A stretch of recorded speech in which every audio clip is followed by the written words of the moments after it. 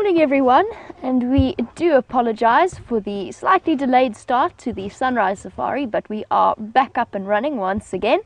For those of you who don't know, my name is Jamie and I have VM the wildebeest who is on camera with me this morning and driving around on Wendy, and I think going to go and check up on what's happening with that buffalo carcass is Scott and Jandre. We also have Jess and Nikki in FC, and Eugene is always running around fighting off gremlins. I stopped over here to look at the squirrel, but it seems to have disappeared. They were having a little bit of a fight, chattering away to each other, but they seem to have disappeared for now. We can continue on our mission. I'm heading up towards the hyena den to see if there's been any activity there last night.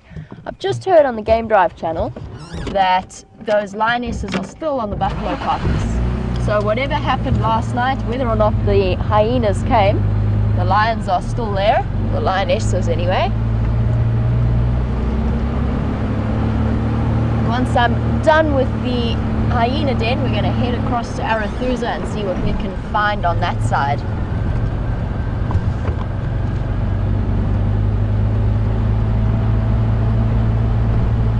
I know that there's been a great deal of confusion. What you see, wildebeest? Oh, hello. Oh. Bounce. Oh, disappearing off. Okay, so Squirrel and Dacre are not feeling like they want to be on television this morning. Let us carry on with our mission. I was busy talking about the Birmingham boys mating with a lioness.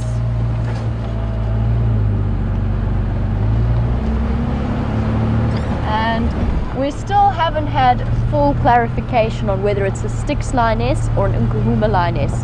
There's differing answers on that depending on who you ask. I'm waiting to see if I can get hold of some pictures. I believe that we have acquired some, so I'm going to have to go back and have a look and see if we can work out who this lioness is. I suspect, and it is just a suspicion, that it's an Nkuhuma lioness, just because I cannot think of any other reason that those lionesses would be, the two young ones would be off on their own without the two older ones and without amber eyes. I could of course be completely wrong. They might be off somewhere different. It's very difficult to tell, and it's not uncommon for prides to split off during a takeover like this or in response to any other kind of stressful situation. Now, it was a little bit nippier this morning. It was after all of that build up and the clouds coming in from across from the sort of the west and south of us. It blew around us, there was lots of wind, there was a little bit of rumbling, thunder and lightning, and one or two raindrops, just enough for us to put the rain covers over the cars when we got back last night from the sunset safari, and it promptly all blew away and there was no rain. But it is a glorious start to the morning. A little bit nippy, I think, just trailing behind that storm front. 15 degrees, which is 64 degrees Fahrenheit. Definitely not our coldest morning, and also we know now that give us another half an hour with the sun coming up and it's going to be blazing hot once again. Definitely going to be a shorts and t-shirt kind of a day. Now what I'm going to try and do, for those of you who were watching the sunrise safari yesterday, when I make my way into the hyena den, I'm actually going to choose the right road to go in this time, and I'm going to find the termite mound that contains the hyena den first time, rather than popping out at some random termite mound and becoming very confused as to why I couldn't make my way around the block. I have marked out landmarks in my head.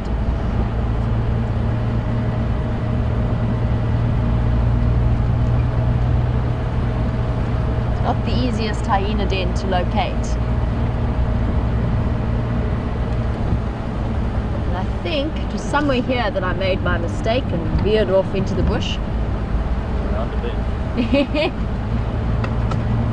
Wildebeest is also keeping a close check on my driving as to where I go. He's also monitoring where it is. So we should be able to find it first time around this time. It's like driving around in a completely different reserve. It's become so green. It's beautiful.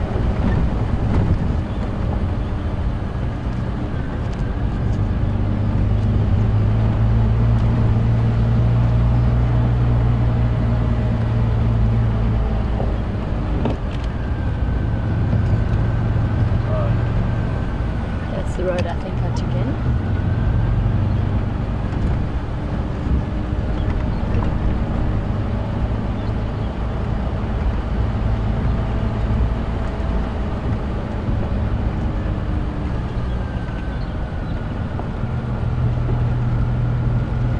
This is where I went wrong. I'm sure of it now. Now, on the subject of hyenas, good morning Impala, let's stop and have a look at you. No, don't disappear, it's okay.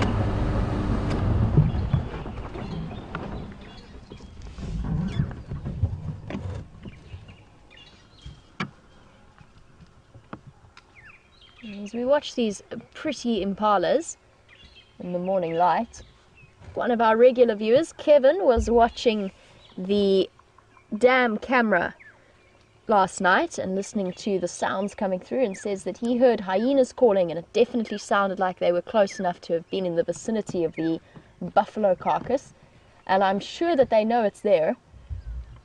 It's one of those myths that the bush holds and won't tell us unless we look at the tracks, but it could well be that they paid a visit and the lionesses chased them off. They might just be waiting their turn to have a moment to enjoy what's left of that rather decayed carcass. Oh, all nibbling around the same tree. It's a knobthorn, which is why they're all clustered around it, because the knobthorns are getting their bright new, brand new leaves. And for little impalas, having a tree pushed over by an elephant like that is the perfect snack point. Oh, running in to join them.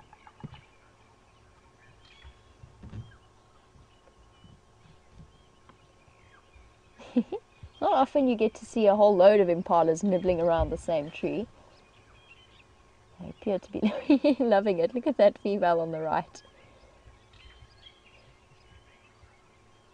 Now, if you've ever fallen victim to a knobthorn whilst walking through the bush or driving through the bush, you'll know that it comes with some fairly vicious, tiny but hooked thorns that have a way of piercing the skin and looping all the way around inside. But that's not an issue for these guys.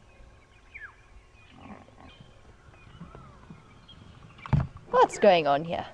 The males are still causing a bit of chaos every now and again. They decide they might have a chance to mate.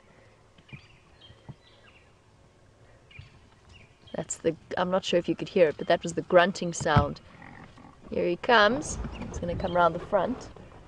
Oh, no, he's tucked. For some reason, he's chased all of the females away. I think he thought that it was a good idea to have a look and see. Oh, sorry. Here he is. He's the one making those grunting sounds. But he's got the wrong time of year. Here he comes. Sprinting around the back there. Definitely out to cause trouble this morning, that boy. I think he's going to go and join the females there at the tree.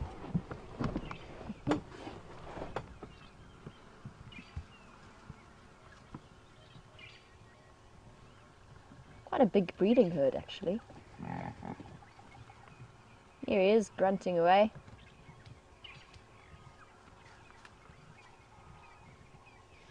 Now, it's not uncommon for the males to get a little bit confused by all of the pregnancy hormones that are floating around in the air, or the sense of the pregnancy hormones.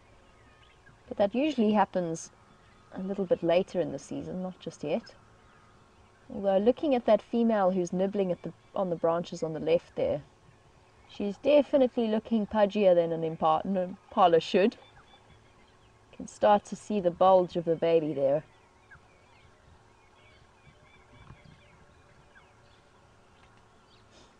It's amazing to think that they can still run and jump and do all the things that impala do. There you go, you can see that little bulge. And if we compare it to the one on the right, I was going to say she looks much sleeker. She does to a point. She was probably one of last year's babies, so not quite old enough to mate. And if not, then the one on the right definitely was a bit further to the right. There you can see that sleek body shape of an impala not encumbered by a pregnancy.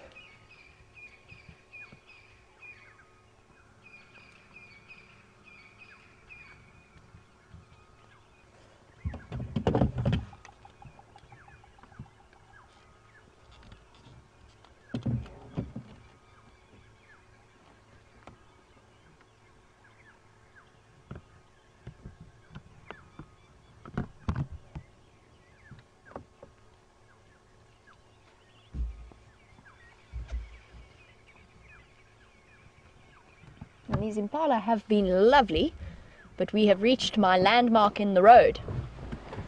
That termite mound over there on the curve of the road, that's where we're heading. We're going to go around the side, look at the marula tree with the broken branch, and then we're going to cross left into the block and find the hyena den. Let's see if we can do this without making a mistake. And just to let you know, for those of you who are new to this whole concept, this is a live safari, so everything that you're seeing is happening right here. We are on Aubrey's Road in Djuma Game Reserve. We moved between Djuma and Arathusa, and everything you see is happening in real time right here in the Sabi Sands. And it's also interactive, so you can send us through questions, anything that you'd like to ask, you can do so, like how to get a Land Rover into low range. There we go. You can do that on #SafariLive on Twitter, or you can email through to questions@wildearth.tv, and we'd love to hear from you. If you are a new viewer, let us know. We can fill you in on all the comings and goings and happenings that have been around the reserve in the last few months.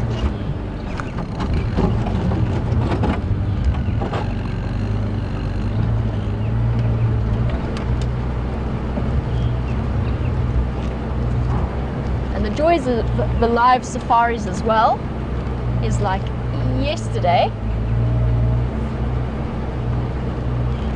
the joys of the live safaris is that you get to watch me get lost on the odd occasion, which I'm going to try not to do. We need to make a nice clear path through here. Now we have just left that impala herd, but I mentioned that they were pregnant. A lot of the females were pregnant. And Carol, you were wondering when it is that impala mate. They mate around May and the beginning of June. And there's a lot of chaos in the impala world when they do. The males run around grunting, the females run away from them and play hard to get. And a male that has acquired a harem will be with that harem for somewhere in the region of a week, during which time he will not eat, he will not sleep, he will just fight off other competitors and mate with females. And by the time he gets to the end of that week, he's so exhausted and so out of condition that the next male takes his chance and comes in and keeps the genetic line nice and fresh. I'm following my car tracks, which feels like it could be a bad idea given the amount of time I spent cruising around this block yesterday, but we're on the right track. We are definitely on the right track. So start keeping your eyes peeled for hyenas.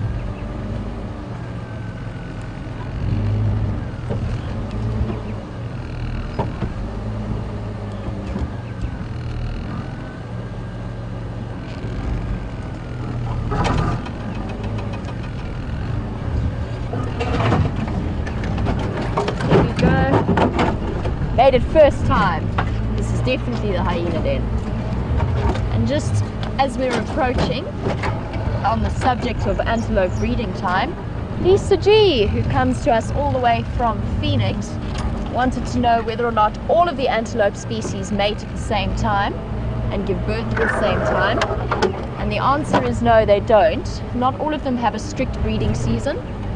So, for example, something like waterbuck, they don't necessarily have a strict breeding season, and kudu as well. That being said, they do have a peak mating time and a peak birthing time, which makes total sense because you kind of want to have your calves at a time when you've got enough access to resources. So you want to time it around the big rains so that you can provide both for yourself and for the lactating necessities of having a young calf or a young lamb. Hello, Bubba.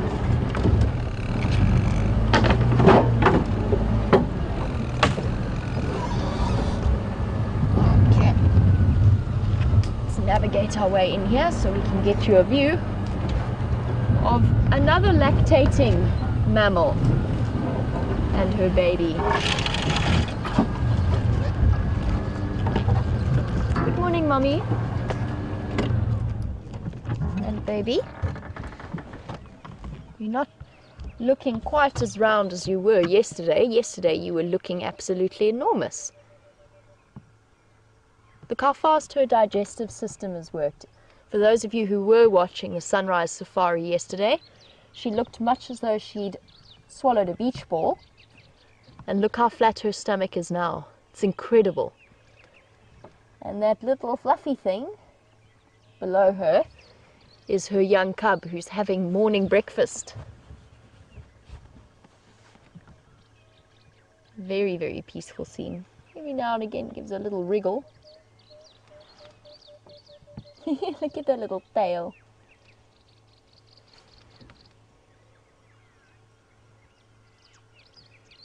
We'll give baby some time to feed, and there's a good chance he or she is going to be up and about and curious.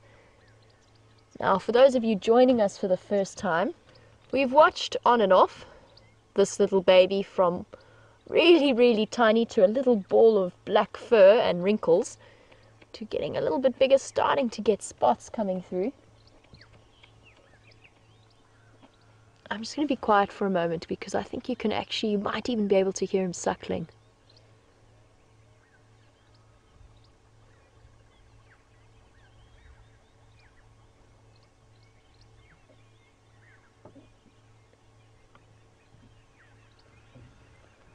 Oh, exhausting work. Being a mom.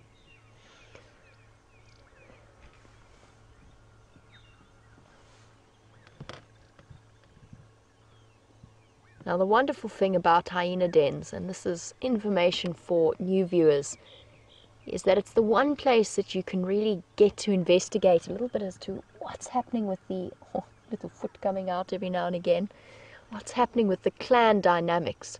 So hyenas live in clans of one or two dominant females with a matriarch right at the top.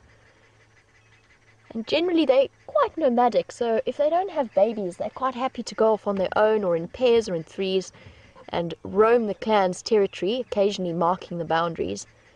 But they will come back every now and again to visit the den site.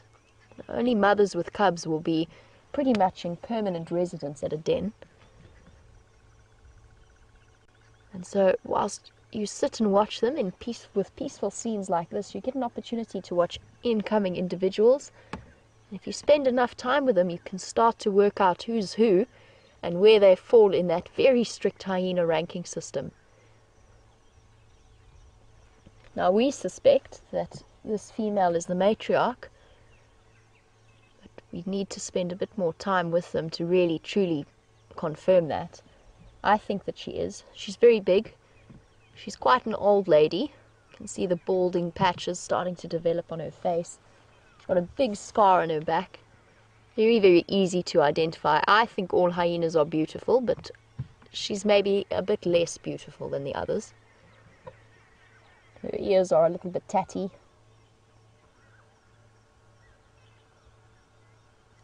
Either way, she's proved to be a very successful mom. As for the other young cubs, there's 3 more of them that we see regularly around the den site. They're a little bit older. I think they are something in the region of 7 months for 2, and then 9 months for the oldest one who's around here.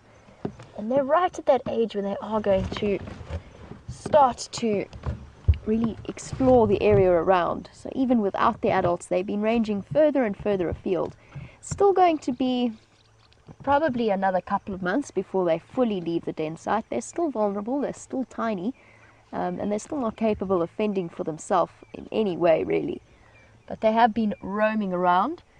Now, what we did notice when I got lost yesterday, I wasn't lost. Lost is a strong word. I was slightly disoriented in the middle of this block there-ish. And we found another termite mound with a hole. And I found another possible den site, so they might be switching between them.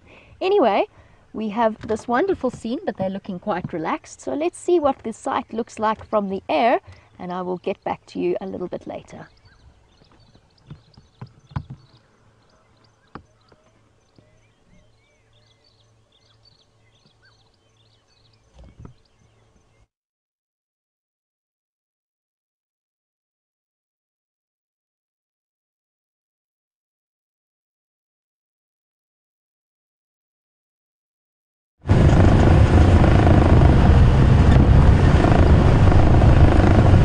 Good morning, everyone, and isn't this a wonderful concept, using the drone to film us? I hope our audio is in sync with it, as it may not be, but follow us. We're going to head down. We're on our way to the Inkuhuma lioness, so come along and you're going to get a beautiful view out to the east as we drive down Wahlberg's Road. You may see Inge's house off to the left, depending on what angle Andrew is shooting at. And it is an absolutely stunning morning, and we couldn't resist but get you guys an aerial view of this magical area we get to explore. I'm not sure if the Inkuhuma lioness are going to be on that buffalo carcass, but that's where we're heading. It's kind of slightly north of where we're going. We're heading straight east at the moment towards the sun. Where's the drone? I wonder where it is. Oh, there it is. Okay, so you guys are slightly north of us now, looping around. You should be able to see some beautiful clouds behind us. It's a magical day.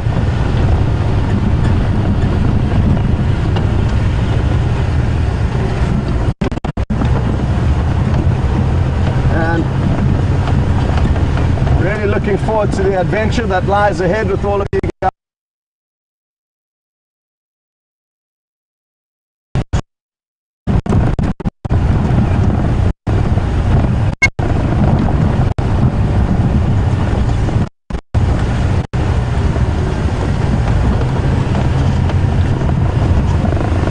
Told that you are going to be brought back down to my vehicle at some stage. Don't be surprised by a sudden jolt and change of scenery. There's a strong chance you're already with me and Nikki can't tell me that, but I don't know. Our radios are making everybody's lives here a bit trickier. Hopefully the problem will be solved tomorrow.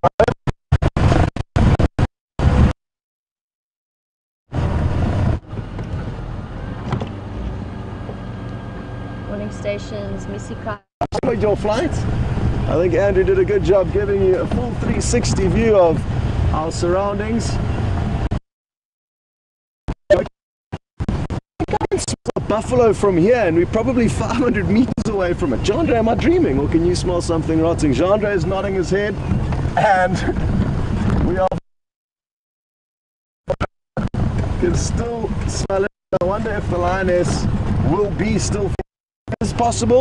I have seen lions feeding on maggot-ridden carcasses. It actually makes it a bit easier because the meat is extra matured.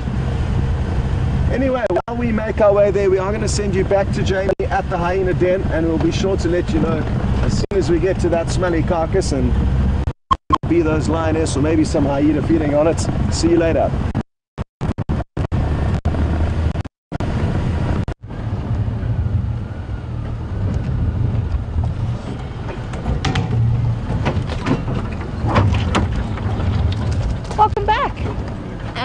Never fear, I haven't left the hyena den. I am just on a slight reconnaissance mission, so to speak, around some of the more open patches in this area. I say open, nothing's open in this block, but I just want to do a double check and see if we can locate the older cubs and see what they're up to. But if we don't see them in some of the clearings that I've learned that they like to be in, then we'll head back to mommy and baby again, especially if baby decides to get up and about. They have a wonderful level of curiosity, those baby hyenas. Just wanted to double check. They like this open patch, and they like an open patch just there that's got a load of baboon's tail growing out of it. So far it's looking very quiet.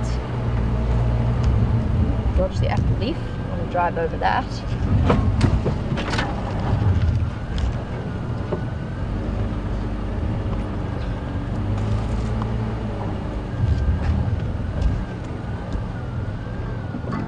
Okay, so this is one of their preferred clearings or openings. Doesn't look like there's much happening here. They like to come and lie down in that spot.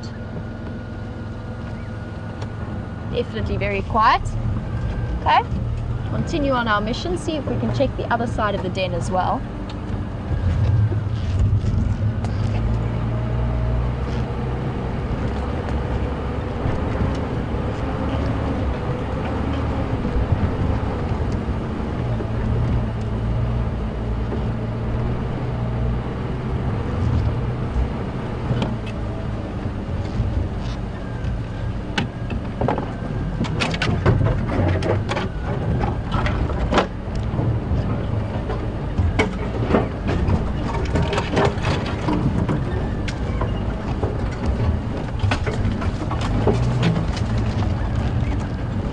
Now I've mentioned that there are 3 sets of cubs at this den site. There's one oldest one, then there's 2 who are the same age from the same mother, they're twins, and then there's the youngest one. And Marty from California, you were wondering what the size of a hyena litter is. It averages between 1 and 2. There are recorded cases of 3, but the hyenas only really have 2 nipples, so they tend to stick to around 2. And very often the mortality rate is quite high for hyena cubs, especially if they're the same age. There's a lot of competition. This is the area I was talking about that I accidentally discovered earlier. There's a leg of something.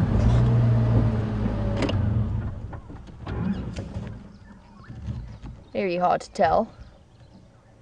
Quite a short bone. It's definitely one of the legs, hard to tell.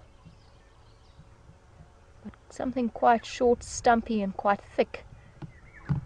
Or, actually, it could be an ankle bone of something. Trying to peer in. I think that looks like a buffalo leg, or part of a buffalo leg, to me.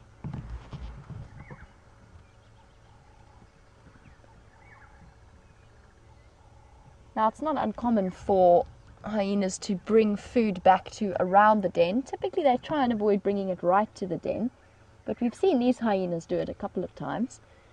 But something like that is definitely going to attract all kinds of extra parasites and flies.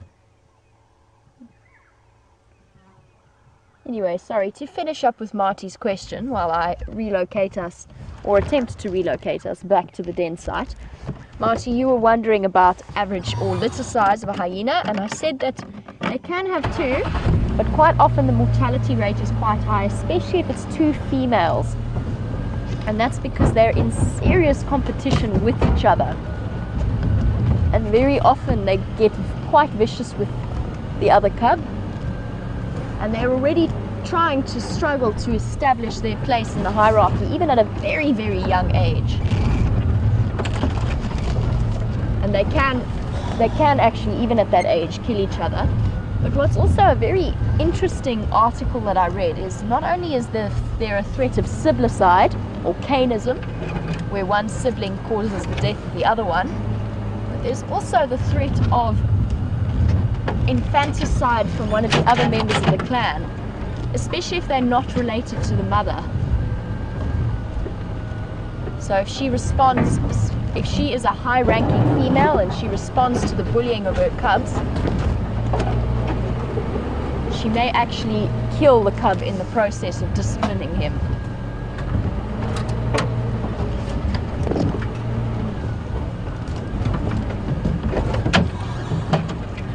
It's going to be easiest to come back this way.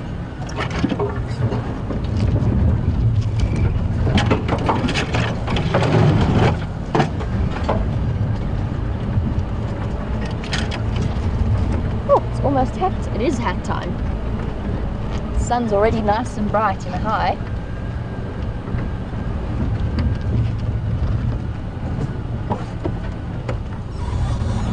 You can see my dilemma with this den site. It's not exactly like you can speedily rotate between one side and the other in the way that you could with the other two den sites that we've been visiting. It's a little bit more tricky than that, but we manage.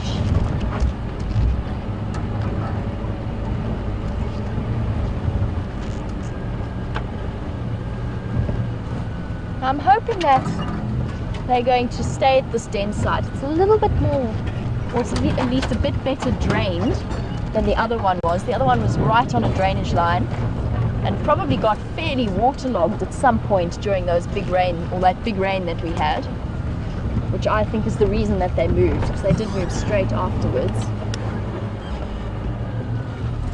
Ducking down under a tree. Watch your heads, everybody.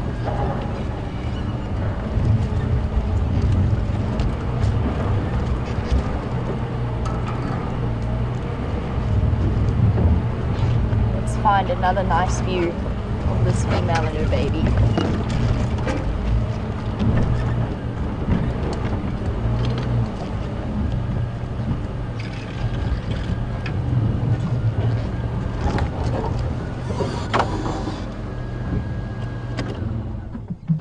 Hello, big girl. Sorry, we're back again to have a look at you.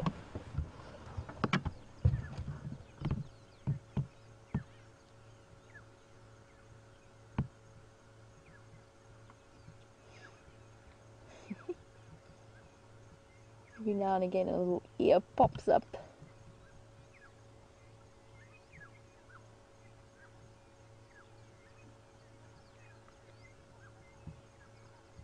She's still got a round belly, but I can't get over how fast she managed to digest whatever it was she'd snacked on.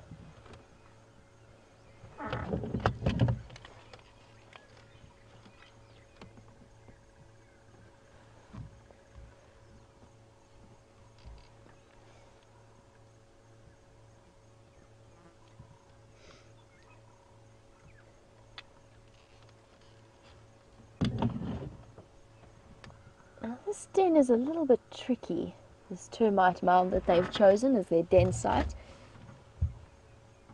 But the way that a hyena den works is in order to ensure the safety. Now we know about termite mounds and their networks of tunnels, but obviously those are designed for termites.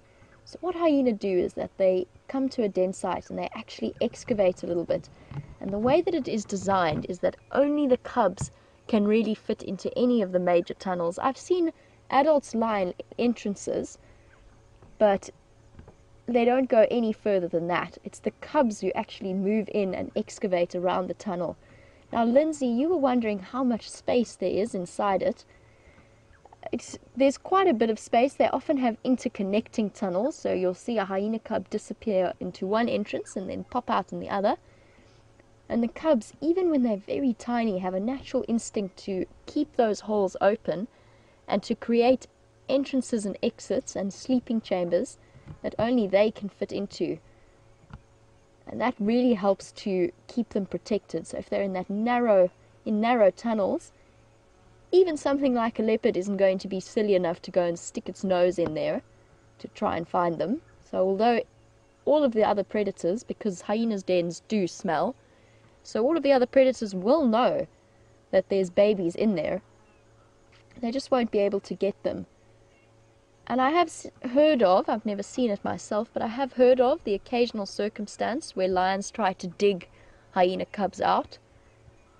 And at the reserve I used to work at, we had one named Kalahari Jr. who went on a little bit of a hyena spree where he targeted and killed a couple of adults, but he never got to the babies as far as I know, because they are just so well tucked away in that den. And I always like to imagine those tunnels as nice cozy little spaces for the cubs to curl up in. Probably in reality they are nice and cozy. They're probably also very smelly and full of parasites.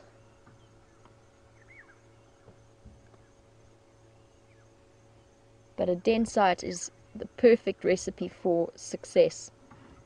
It's interesting that hyenas have evolved this manner of keeping their cubs safe. And brown hyena do it too. Their den sites are usually slightly different. They're quite often in little caves or rocky crevices. But I have seen them den in termite mounds in the same way spotted hyenas do.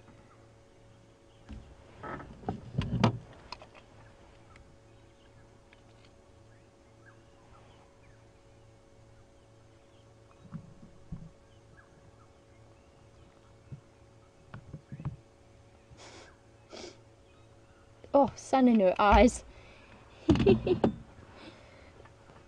Just using her paw there to try and shade her face. Maybe even scratch a little bit of an itch. Looking around, but still perfectly relaxed. Now, we saw that buffalo leg earlier, and we've been talking about the hyenas calling around the Djuma Dam camera, and Scott has made his way back to the buffalo carcass. Let us see what he has found there. I'll be back with you a little bit later.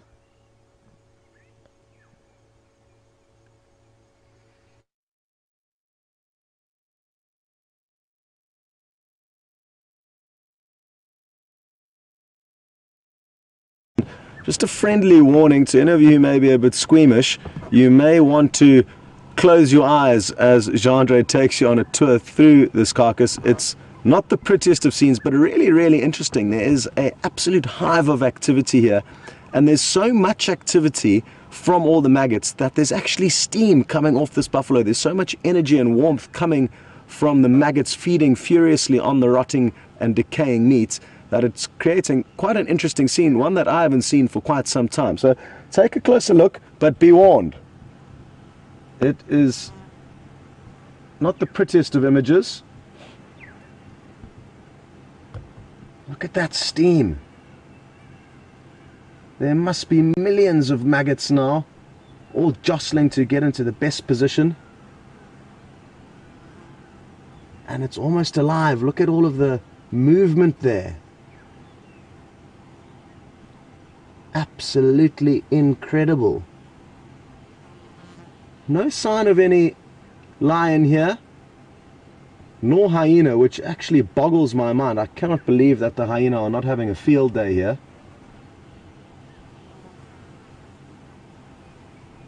And other carnivores that I'm guessing will come onto the scene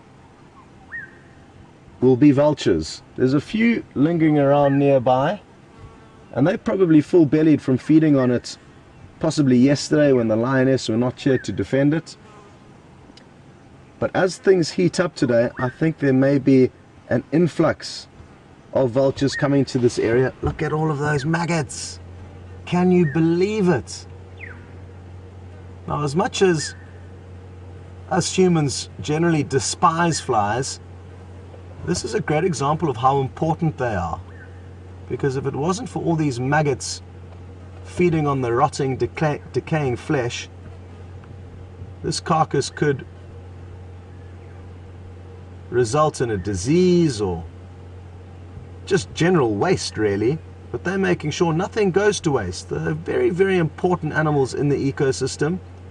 And even though sometimes they make our lives a misery, they are hugely, hugely important. And this is a good example of how successful they can be and how quickly they can capitalize on scenarios like this. Can you believe all of this steam and energy coming off the kill? Absolutely phenomenal. A very different scene to the one you're enjoying with Jamie at the hyena den. And Donna on Twitter asks a good question. She would like to know how old the carcass is. Well, Jamie found it on Monday, but there's a strong chance that the lioness were on it on Sunday night or possibly even Saturday evening. So call it 5 or 6 days old now.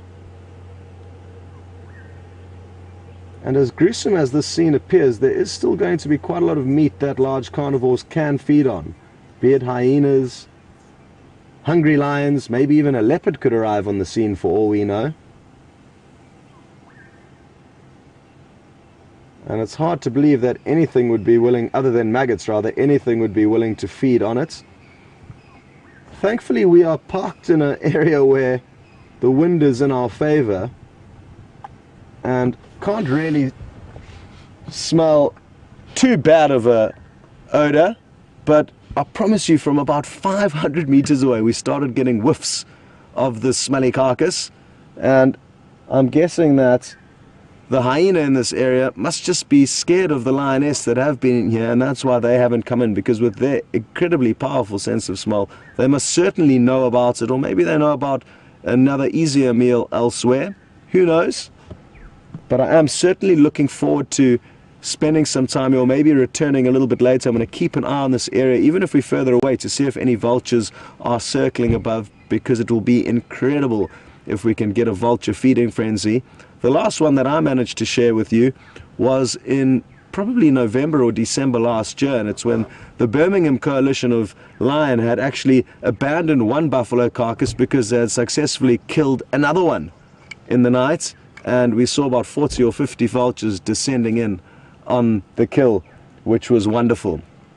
And on the topic of vultures descending in to finish off the remains here, Bob in Iowa would like to know if the vultures will actually feed on the maggots. And I don't think they will actively feed on them. They would prefer to get the meat, but through default, I'm sure 1 or 2 maggots are going to end up in the bellies of the vultures as they descend on it and feed quite frantically. If it does happen, it's going to be a spectacle to behold. Vultures are incredibly vocal, squabbling and squawking to try and get into the best spots. And like I say, in that feeding frenzy, I'm certain a few maggots will be swallowed. We're going to send you back to Jamie and give you one last look at the steaming carcass before we do, and then probably drive around the general area. If I could suggest that we, or you guys, keep an eye on the Djuma waterhole camera for any sign of those 2 lionesses. They may have departed this area last night, who knows, but I've got a feeling they could still be lurking around, so maybe they're going to pop up at the Djuma waterhole for another drink.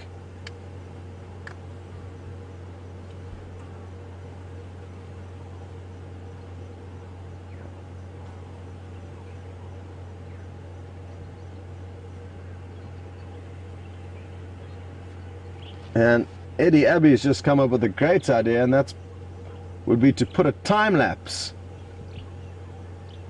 on this decaying carcass and to see what other animals come in to finish off the remains.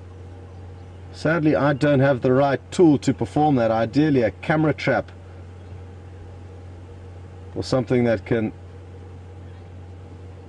do delayed exposures or take a picture every minute or so would be the tool for the job, and we could strap it onto a tree at the base of the carcass right close by. But I don't have the right toys to do that, sadly, and maybe that'll be one of the next toys I will add to my collection. But thanks for that great idea, and failing a time lapse we will come here and keep showing you guys various images of it, and maybe you guys with your screenshots can put together something for us. That would be highly appreciated. But I think this is enough for now, and until any other animals return, we're going to send you back to Jamie and enjoy the more peaceful and tranquil scenes at the hyena den.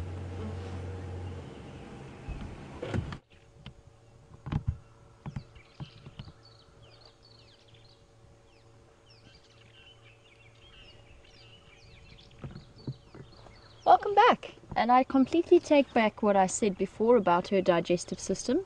She still looks like she swallowed a beach ball. Look at her, she's absolutely enormous.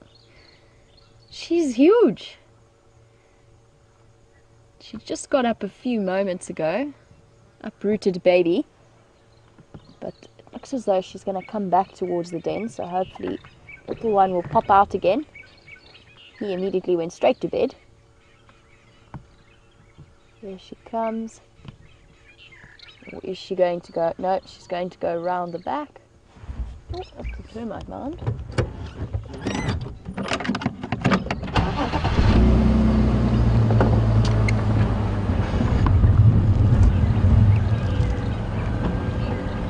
Okay, she's gone to lie down on the other side, looks like.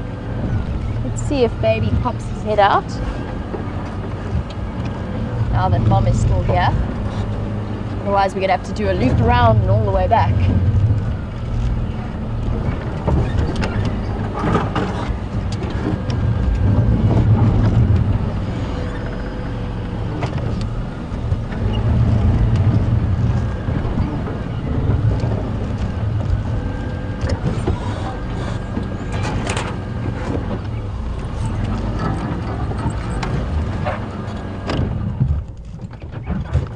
Here for one moment and just see what happens.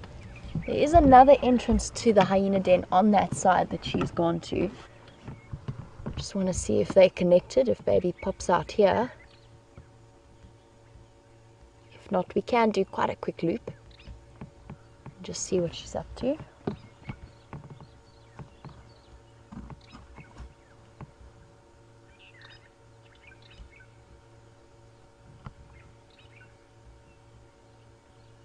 I hear that you've been having a look at that buffalo carcass, which is looking lovely apparently. Just goes to show how impressive the digestive system of all of these animals are, especially these hyena. That's something that they would eat with relish and be absolutely fine after.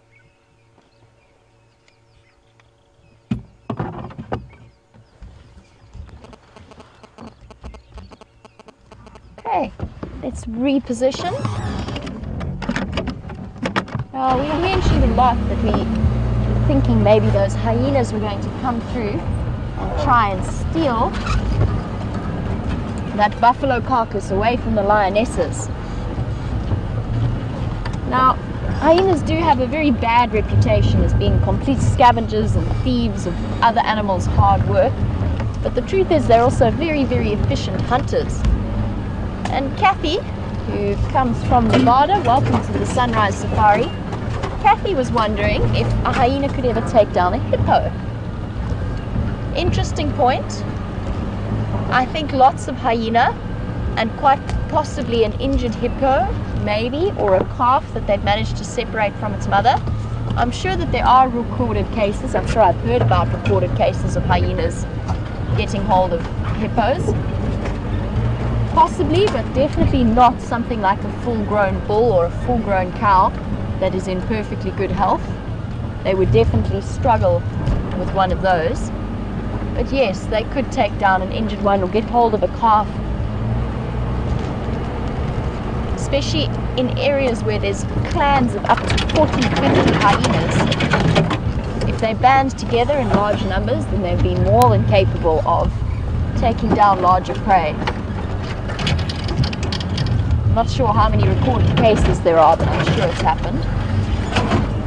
And as I said, very, very efficient hunters. Higher success rate in terms of hunts initiated versus hunts that are successful. Much higher success rate than something like a lion. Hello, Mommy. Where's your bubba? Here's your bubba.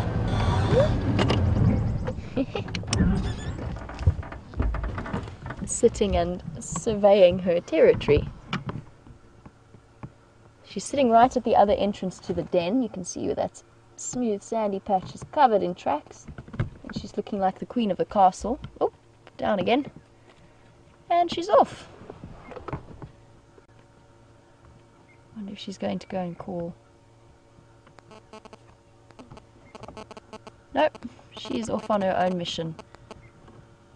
probably what she is going to do is head out. She's not looking hungry. She's not going off to find food. She's going to head away from the den and probably find a nice shady spot, possibly a nice comfortable drainage line, and she'll spend the rest of the day sleeping there. And she'll come back here around the evening time, most likely, to give her cub another feed. And then she'll spend the night scavenging, looking for carcasses, unless she's feeling too full, which she is looking very, very pudgy at the moment. And I think that is our cue to take our leave of this hyena den. It's too thick for us to follow her without causing the bush and the car some massive damage. So let's leave it for now. At least we had our brief view of the little one. Still not sure where the other three are hiding. This is a huge block filled with possibilities. And I wouldn't be surprised if at their age they're actually living in a separate den. It's quite possible. Let us continue on our way. I want to head across to the western side of Djuma and then across into Arathusa and see if we can get any updates from there.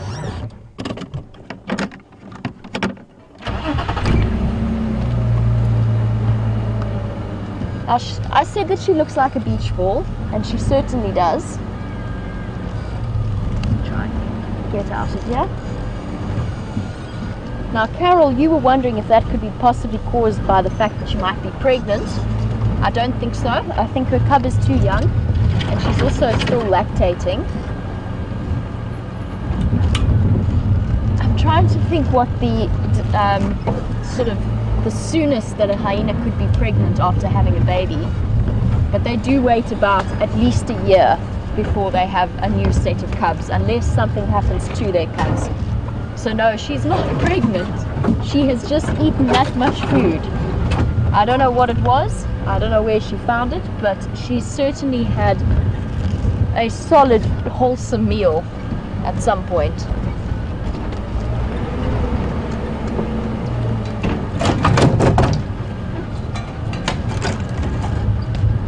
Definitely looking very, very full.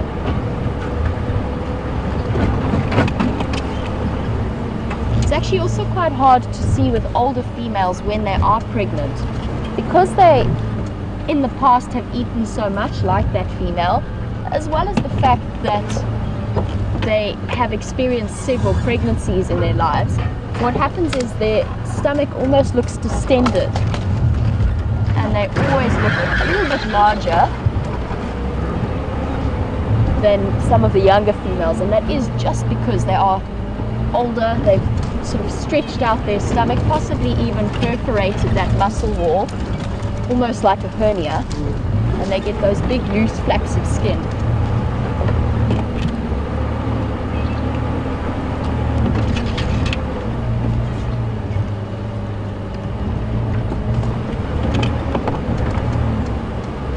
That was a much easier path back into the road.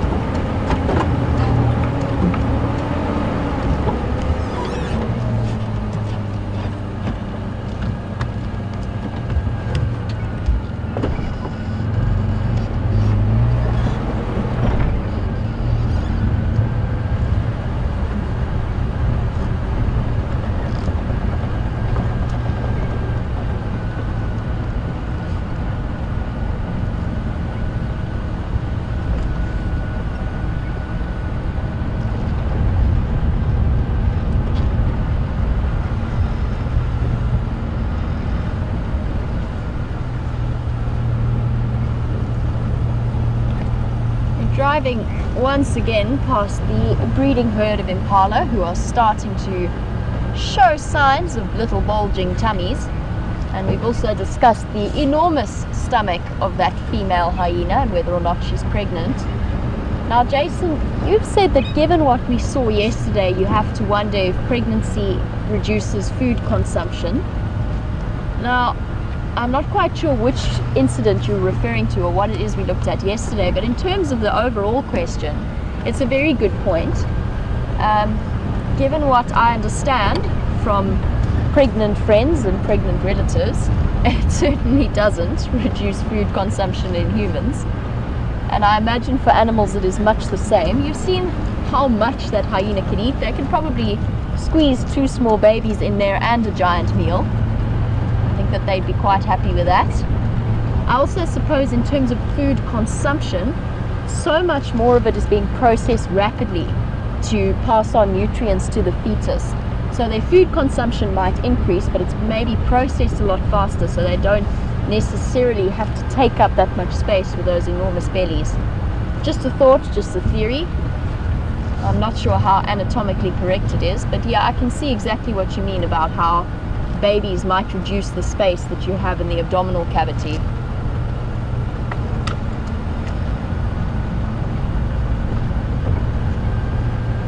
We're going to be seeing lots of pregnant animals as the months progress, and lots of births. There'll be first the impala births will come, then the wildebeests will come. It's going to be awesome.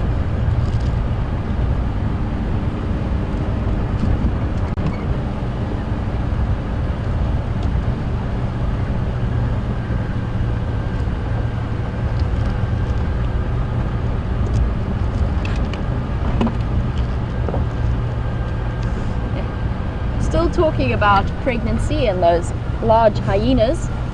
Lisa, you've caught me out. You've asked me a question I should know the answer to, and I'm going to find the answer for you, but I shouldn't have to look in my book, and I'm going to have to. You want to know how long hyenas gestate for? I think it's somewhere in the region of 80 days, but hold on a minute. Let's see what we can figure out. I know I should know that. I apologize. It's just something that's gone out of my head. Sometimes there's just too many competing facts. Let's see if we can multitask this. 274. I wish I could drive with my knees. My legs are just not long enough. I know the boys can do it. I can't. Whoop. 200 gestation. 90 days, not 80 days. Sorry, Lisa. I do have an answer for you, but I shouldn't have had to look in my book. 90 days is the gestation period, so roughly 3 months for a spotted hyena.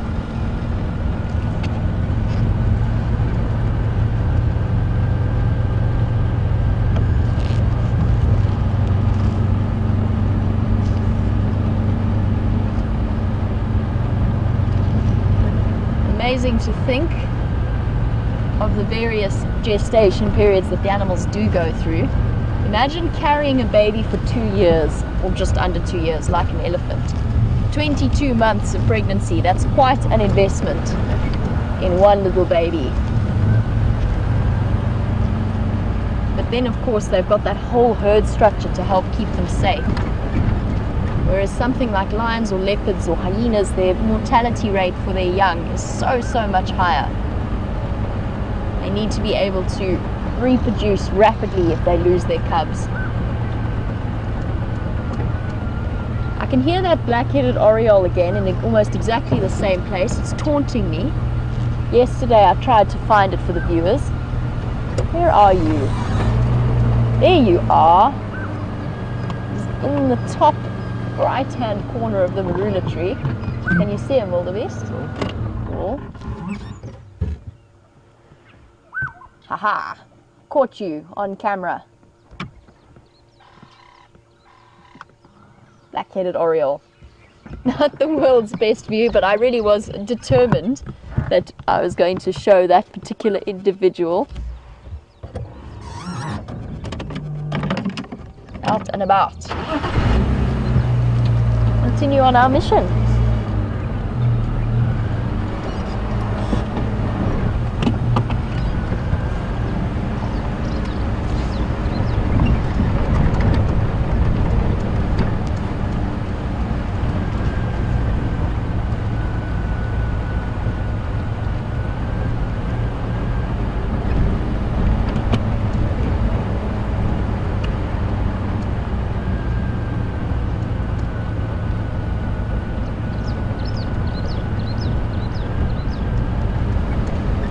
I'm checking along this edge. I just want to make sure that we haven't missed any crossings of junior.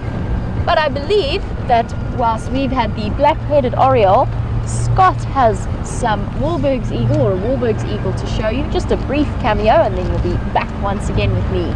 So see you a little bit later. Go ahead.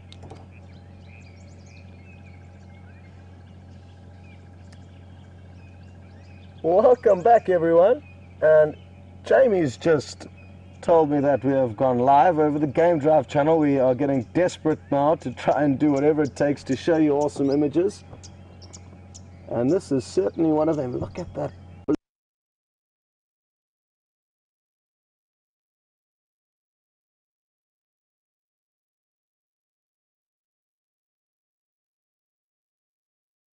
To the same tree year in and year out to nest in their same nest. Now, I'm not too sure if they've actually decided to try and build a new nest, but as Jean-Andre zooms out, you'll see one very large structure of sticks, which is the nest that I think they use yearly. And then below that there's another platform being built. So I'm not sure if they're wanting to get a new nest. Yes.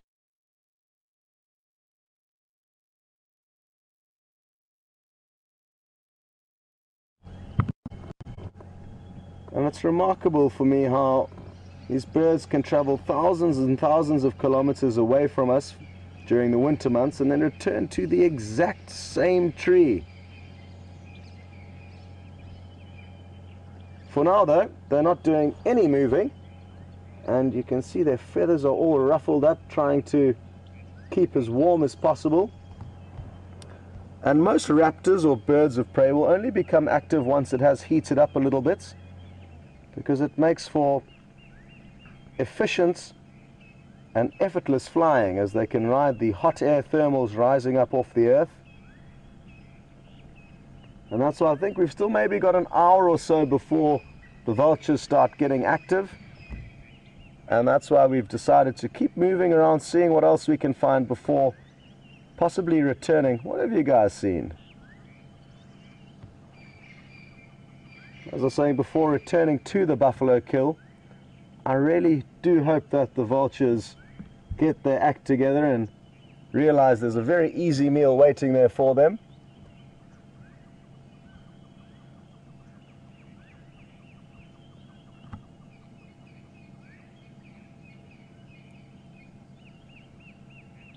Well, because we are in a bad signal area here, we are going to link you back to Jamie and continue south and west towards the southern reaches of Djuma, in the hope that we may find some action there. I don't think many people have been driving around that area this morning, so anything could be happening, and that's why we would like to move off to search that area for anything interesting.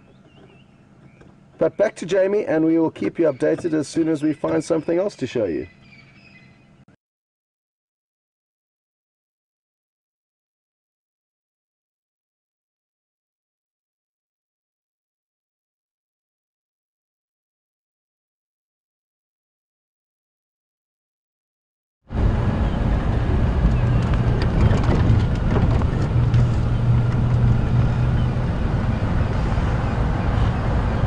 Welcome back, and we do apologize for the black screen that you were experiencing.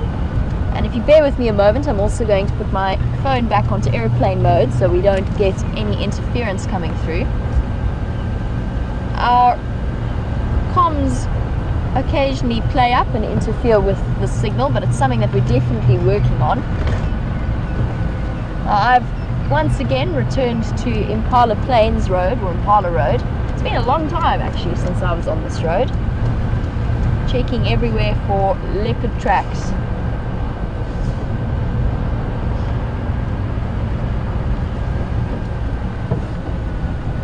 I know that Tingana occasionally uses this road as a highway between Djuma and Arathusa. Not sure where he is at the moment, haven't heard much from him or about him.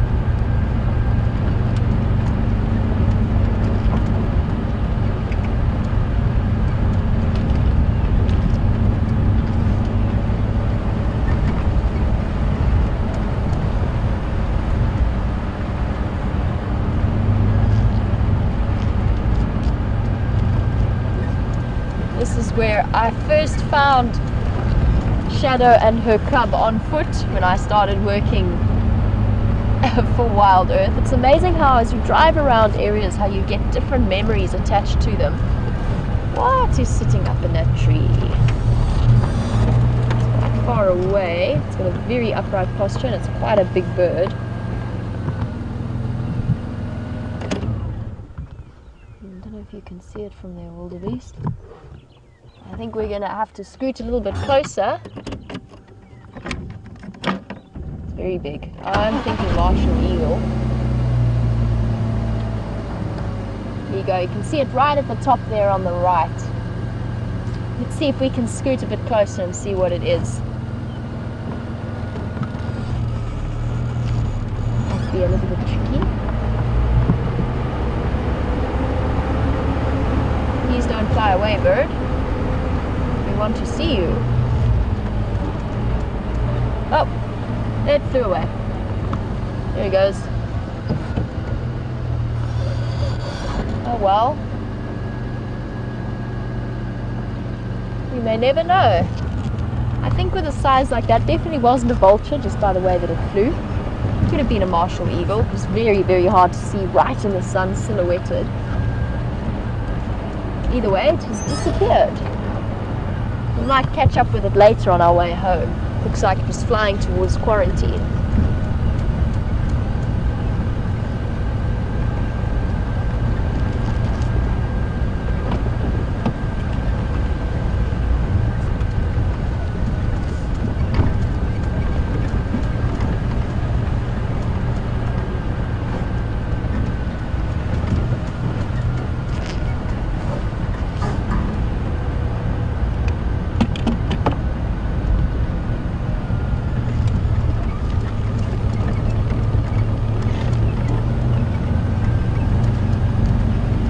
To wrap up the conversation that we've been having about the hyenas, and whilst we look for leopard tracks on Impala Road, we spoke a little bit about the fact that there's recorded cases of siblicide or canism, which is very, very common in bird species. So you know, many of the regular viewers will know with raptors, when they have more than one chick, the chick that hatches after the first chick is usually either bullied or a combination of being bullied and actually just pure out competition or out competing with for the adult's attention to get food.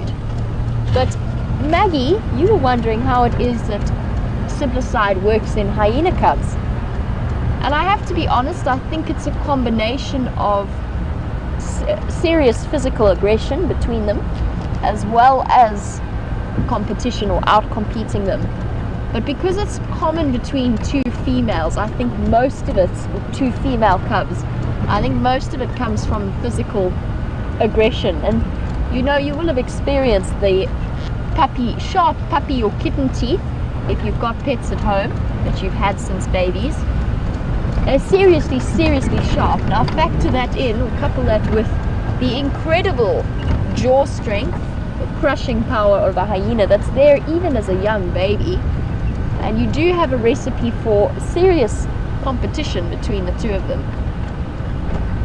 Now, it's not as common as was previously thought. Scientists are really looking into this subject now and having a look to see it happens. They know that it happens, but they're trying to see how much of it has been recorded as siblicide, whereas in fact it was caused in natural infanticide from other adult members of the clan, or whether the infanticide is as common as previously thought. And it looks as though they're leaning towards infanticide being more common than siblicide, but it is still recorded to have happened. And it's generally between female cubs. If there's one male and one female, that's probably the best combination, because the male automatically assumes a subservient role to the female. And I mentioned, whilst we were sitting at that hyena den, just looking now, those cubs, the older cubs, have reached the stage of development where they're quite big, and you can start to see the difference a little bit more clearly, and you can also see the difference in behavior.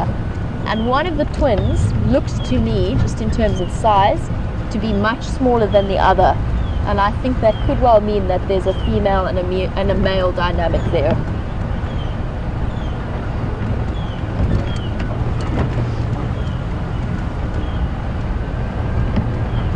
It would be interesting to see what gender that little cub is. We've had a bit of disagreement about it. I thought originally she was a female, and I know James, I believe, thought she was a female, but we're starting to see different behavior now that it's a little bit older and had to face being put in its place by other adults.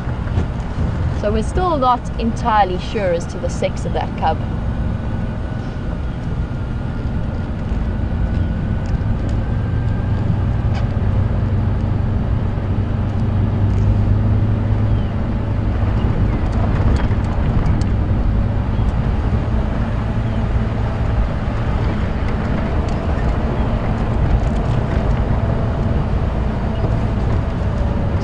Go on to Triple M boundary, just have a look at these clouds. Sorry, there is a power line in the way. Really interesting shapes there.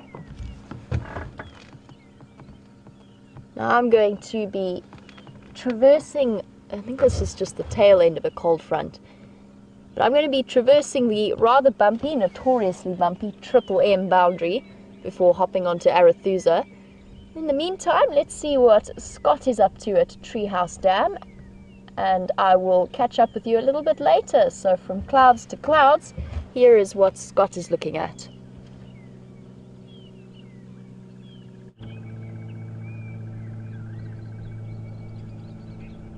Well, a very similar view to where you left Jamie, but as Gendre zooms out, you'll notice we are in an entirely different location, and a very pretty one. We're here at the Treehouse Waterhole, and I'm not too sure what this red or purple algae is on the top of the water, or what causes it, but it really does look beautiful. If any of you do know what it is, please feel free to share that with us. It was green in coloration not so long ago, a few days ago, but now it's transformed into this purple tinge.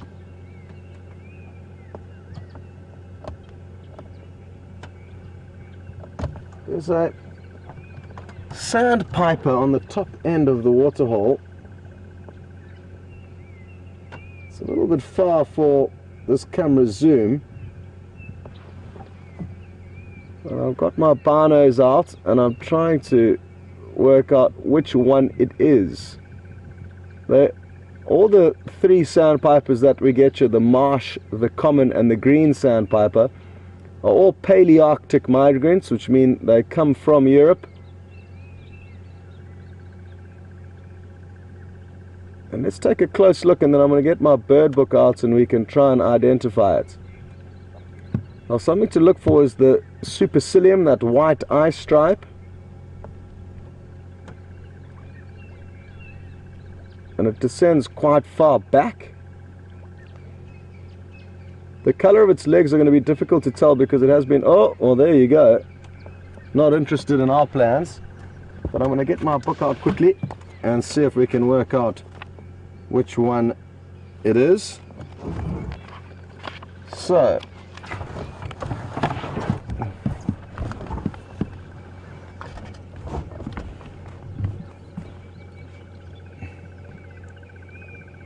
it's these three at the bottom. There's actually four sandpipers. I got mixed up there. It's the wood, the green, the common and the marsh, but I think it's definitely one of these bottom three, and I'm leaning towards the wood sandpiper because we could see that eye stripe extending behind the eye. It also did have these white spotted underparts. So I don't know what you guys think, or if any of the ornithologists who are watching know immediately what it was. But I'm going with the wood sandpiper. It could have possibly been the common, but its legs didn't seem long enough for me. And it also didn't have that white crescent in front of the wing. I didn't notice that. So that may be a new bird for the bird list. They would have arrived back in the last couple of weeks from the northern hemisphere. Hard to believe that such a small bird can make such a long journey.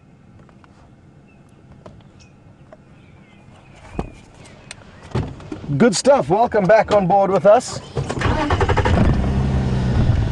Sure, and it's all of a sudden heated up, I guess, as I stop moving and the wind chill factor.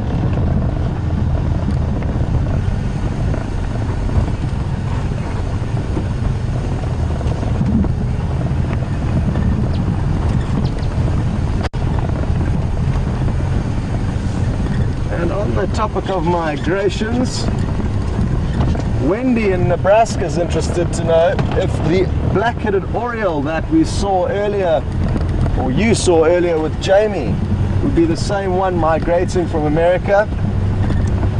Sadly not, Wendy. We don't get any migrants from that side of the planet. All of the birds that migrate to us in South Africa would move from either Europe or Asia or Africa. So some move from South Africa into Africa, so those are the intra-African migrants, and then we get the Palearctic migrants, which move into countries further north of us, Europe and Asia. But none that I know of can make that trip across the Atlantic from America. So it'll be your own oriole over there, and it may migrate within the Americas, but won't come as far as us. And even the oriole that we get here is not a migratory one. It may have seasonal movements where it may move off a few hundred kilometers at the most, but they are essentially not migratory and are here year-round.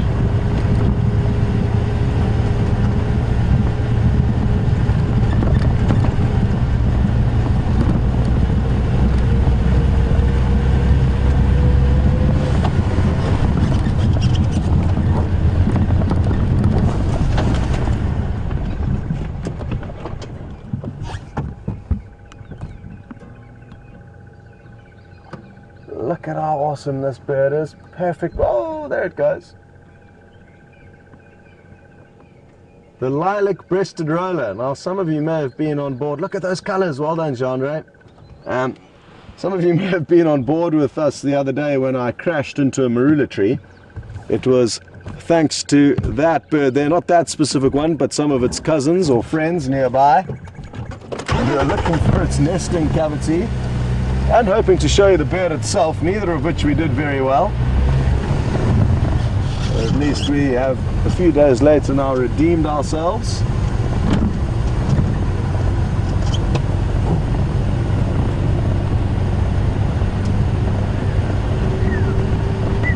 And for those of you who, oh, sorry Jean-Ray, I didn't realize it was right there, but it has flown off now. Oh, interesting. What have we here?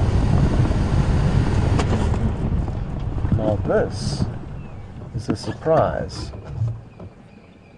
What could be going on here? There's a vulture with a very, very full belly, or crop rather, and a young bateleur. That's a bateleur that's just flown off. What have they found on? What have they found here to feed on?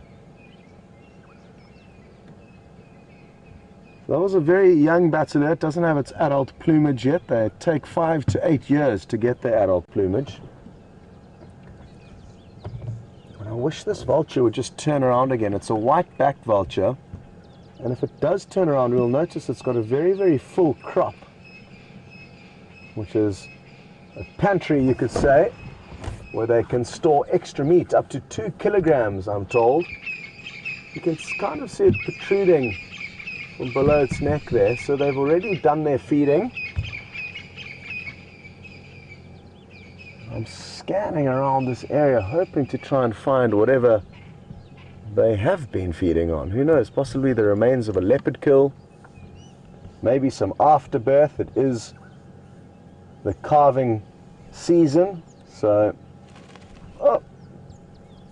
Nice little feather ruffle there, possibly getting ready for takeoff. But it'll be reluctant to fly now because it does have a very full crop, and like I said earlier, it's not quite warm enough yet for the raptors to fly around efficiently. Oh, there it goes. There you can see its white back. You may have got that thin strip of white as it flew off. And that's what gives them their name, the white-backed vulture. And maybe we can just creep forward a little bit now and see if there are any remains here. The tricky thing with looking for kills is that even though the vulture and the bataleur were sitting up in that dead tree, it was probably the most comfortable and easy perch for them to get to. So it's not necessarily that the kill is right below this tree or whatever they were feeding on was right here. They'll fly some distance from wherever there may be an easy meal in order to find an easy perch. Let's see if there's any tracks on the road here. That's also a good thing to look for, any predators' tracks. Nothing to see on this little stretch of road.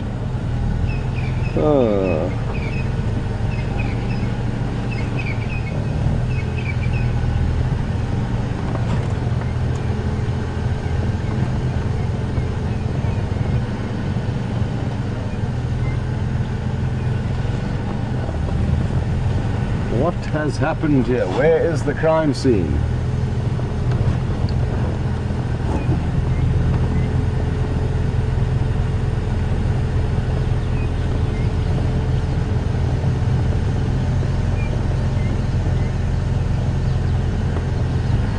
Speaking of crime scenes, Barbara sent through a message on Twitter, and she would like to know, how long do I think it would take for those maggots to finish off the buffalo carcass?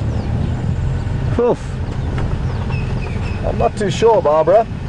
Maybe another 2 days. I mean, it'll get to a point where that meat has decayed so much it just becomes like a goo, and it'll just melt off the bones. And I guess they're aiding in that process, but I would say another 2 days and that carcass will be picked clean, be it by the maggots or by other animals like vultures or hyenas that are bound to come onto the scene.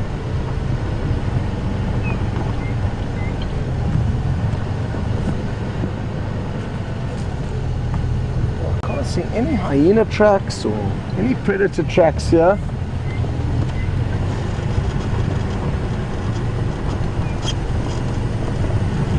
So we shall continue.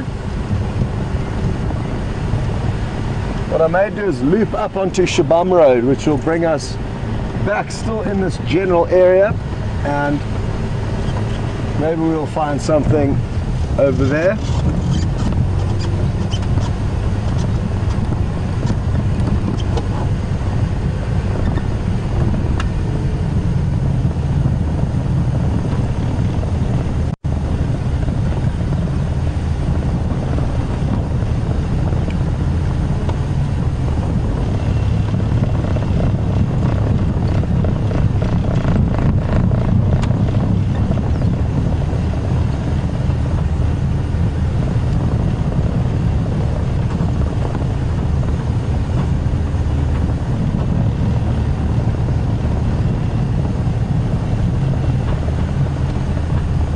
Thank you very much to Georgianne in Illinois, because she's provided us with a really interesting fact, and that is that a bird called the northern wheat eater, or a songbird, travels all the way from North America to sub-Saharan Africa on its migration. So I was wrong, and thank you very much for providing us with that fact.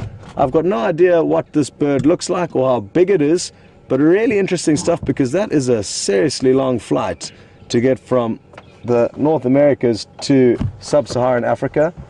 I wonder how on earth it pulls that off. Okay, well, time to rearrange some of the elephant's exterior decorating that they like to do from time to time. I'm sure that it looks great in their mind, but in my eyes, this tree across the road doesn't really fit in too well. So let's see. It's covered in thorns, so I'm going to try and work out, and it's still connected to its base. I'm just going to try and work out what the best way is to move this. How does that look? A little bit better. Quite nice. It's balancing off the other one that's also been broken by the elephants. Anyway, that's how it's going to be for now, until the elephants come and rearrange things again.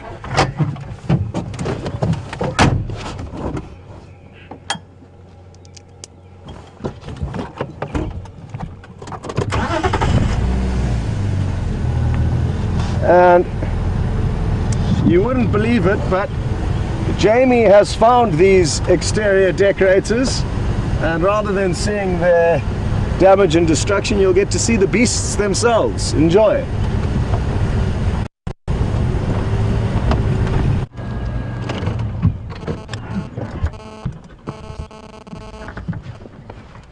Welcome back, and we have found a herd of elephants. They are making life very difficult though. Ooh, some rumbling happening. They're all around us, but well, no, not all around us. They're all in front of us in a very, very thick block, and definitely on the move. I'm going to see if I can try and get you a nice show of them. Not sure where they're going, but let's see if we can catch up with them. If the block gets any thicker though, we'll have to come out and go around and see if we can catch them at where they pop out on the road. They definitely seem to be on a mission. Just to give you an update on our location, we are on Arathusa. We came to, I actually wasn't planning on going to Red Dam, but then VM spotted the Ellies. So we've just moved south from Red Dam.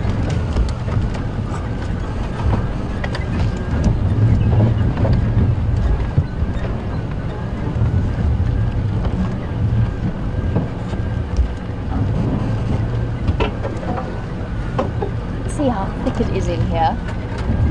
There we go. I think they might have stopped for the moment. Let's try and catch up with them.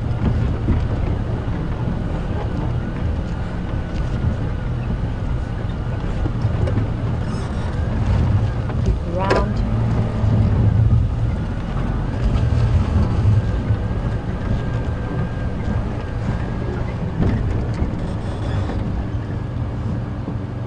There we go. In the block south of Red Dam, we found a herd of elephants.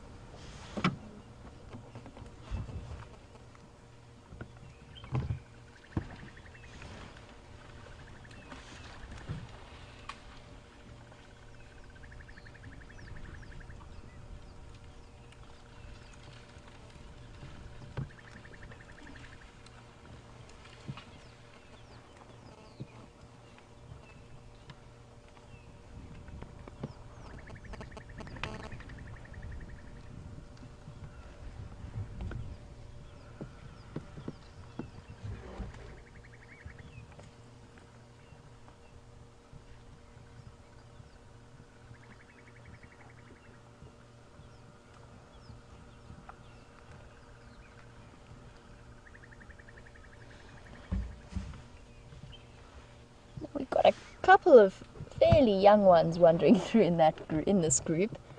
They really want to stay mysterious and cryptic though this morning, but we do have a couple of them still moving around us. Maybe let's have a look at this little baby who's off to our right, see if we can get a view of him. And the reason I want to is because we have a question from Charlotte, who hails from Port Elizabeth in South Africa. We're looking at little babies coming through the herd. This one's not too young, it's probably about 2 years old. Still hasn't got its tusks though. Oh, little one. We just wanted to see you briefly. Now Charlotte wanted to know, what are the chances of seeing elephants mating? How often do they mate? And is there any way that we could see an elephant give birth? Now Charlotte, with elephants mating, it doesn't happen as often as leopards. It will happen pretty much once off affair. And so far I've only seen it twice in my life. It's amazing to see. It's absolutely incredible. How did Scott describe it? He said it was like mountains moving. Now, they don't do it in the same way leopards do, and that's because that female has to take so much weight on her pelvis, on her back, when the male mounts her, that it has to be a very brief, very quick affair. So he mounts her after quite a long and very noisy period of courting. So a female elephant in estrus, she announces it to the world. Lots of screaming, and she does what's known as the estrus walk, where she parades around with her tail in the air and her head up and lets all of the males in the area know that she's ready to mate. Then if the lucky male does get to outcompete other males, she's going to play hard to get for a while and runs him in circles around and around the herd. It's a very social activity. The whole herd gets involved. And eventually what he will do is she'll let him mount her, and he just does one penetration basically, because they have to keep that moment of weight that's on her back so short. It is unusual to see, but we would love to see it. It's not, I don't know if any of the viewers, maybe you guys have seen it live. I don't think so, as far as I know, but it's always something that we keep an eye out for. And what we're looking for in terms of signs is for the male to be following the female with his trunk close to her, especially big bulls, because those are the ones who have outcompeted the others. I'm just going to reposition as I answer this question, but I don't think we're going to manage to catch up with these ellies. They're very much on the move.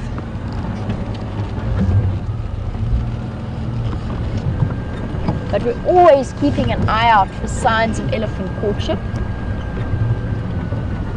The chances are slim of us actually catching it, but always a possibility, and it would be such an exciting moment.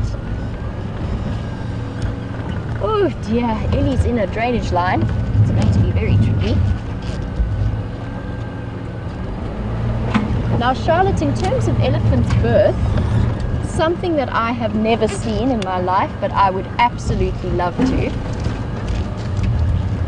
Now, you can imagine that an elephant birth has quite an effect on the herd because of the close social bonds that they have. They really try to keep to themselves when they do give birth.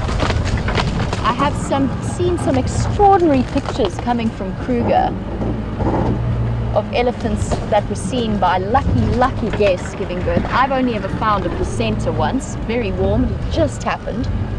But we were on foot and there was no way that we were going to get a chance to see it.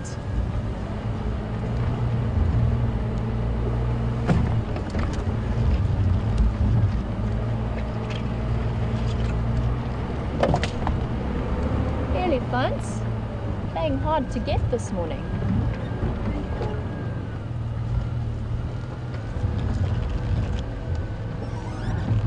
Try and get us a view from here. I'm not going to be able to cross the drainage line.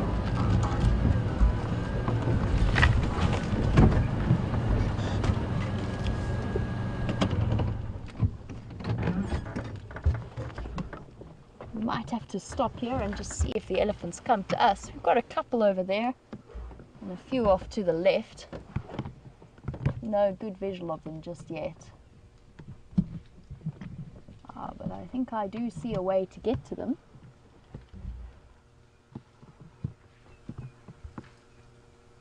But I think that watching and even filming and showing a live birth on a live safari would be probably a life-changing event for me. It's something that I'd always be on the lookout for. And just in terms of their behavior, the elephants, when they do give birth, they surround the female and they form a protective circle very often around her. Oh, I can hear the cracking happening.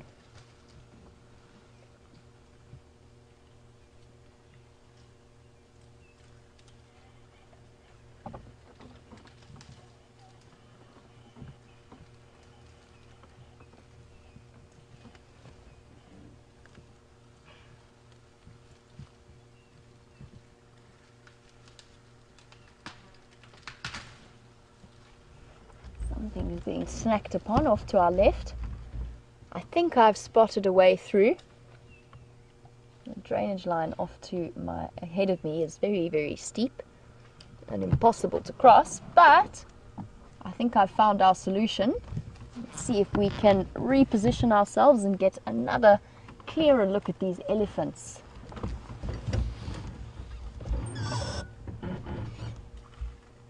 And while I do that, since it is quite a... Oh, hello, Ellie.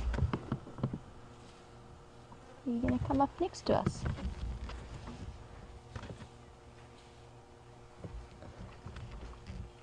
Okay, well, we've got one slightly more sociable individual who's decided to come and say hello, or at least feed next to us. Oh, yummy. Nice new raisin bush leaves.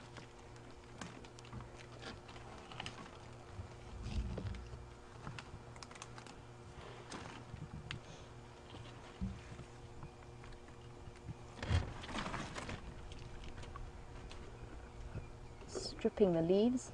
Obviously not so keen on the sticks, but the leaves are what she's after. Not a she, sorry, it is a he. It is a young he. Young bull, and that's why he's walking behind the herd. He's right at the cusp of the age where he's going to be off on his own soon. You can see he's got nice thick tusks. I'm just going to be quiet for a moment so we can listen to this young male snacking.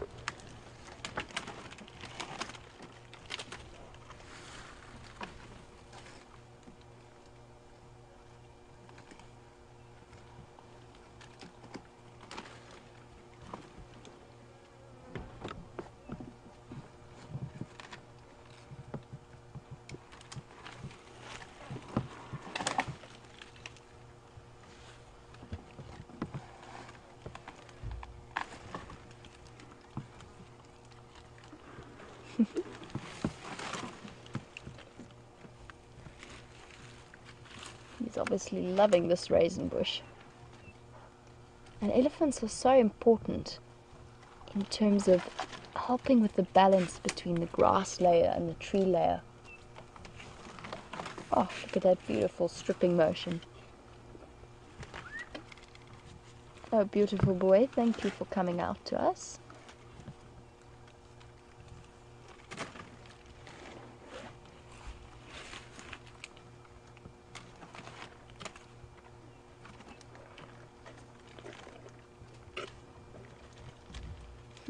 Oh, trunk backwards and everything. Now you're just showing off. Ah, but he didn't like that comment. Off he goes. Done with the raisin bush for now. The way he went across that drainage line. Now there's no way on earth we could cross that in this vehicle. It's important to remember that anywhere a human being can walk on two legs, not climb, but walk on two legs, an elephant can go too. And I've been up some amazing sort of what we know as koppies, which is the sort of rocky outcrops, and I've climbed up them before and found elephant dung right at the top. It's incredible to see. Our elephants are moving off into the block. I need to loop my way around them to see if we can catch up with them once again. So let us see what Scott is up to, and I will catch up with you a little bit later.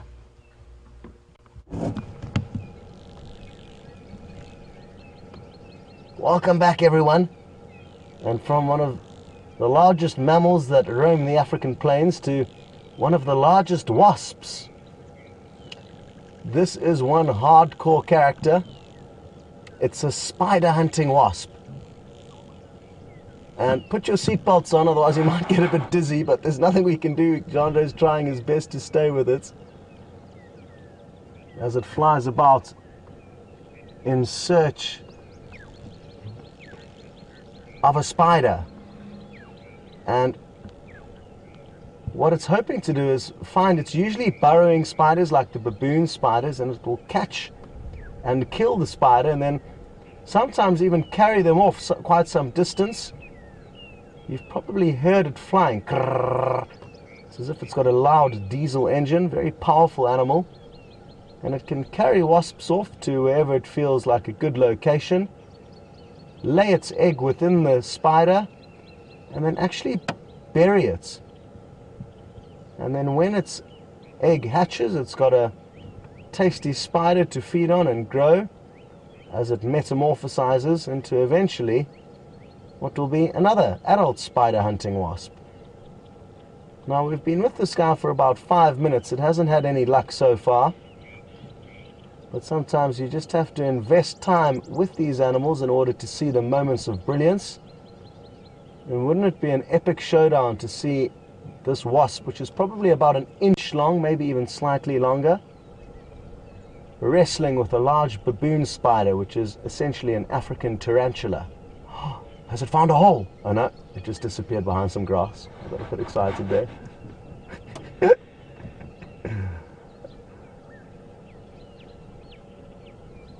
False alarm. Apologies for that. For those of you who are new to the show, you will get used to my overexcitedness and our often false start. I get far too excited about nothing. I can actually hear another spider hunting wasp flying around nearby. And isn't it incredible to just stop and enjoy watching the smaller animals like this? I mean, it's incredibly busy. It hasn't taken a moment's break. It is just on this never-ending search for spiders. I guess it will take a sleep at night time. They're not active at night, but during the day, it's hard to believe how active it is actually. Very, very focused at its task at hand. And the only small break it has is when it cleans its antenna with its front legs. You may have seen that from time to time. It stops and just gives its antenna a good old wipe and then continues on.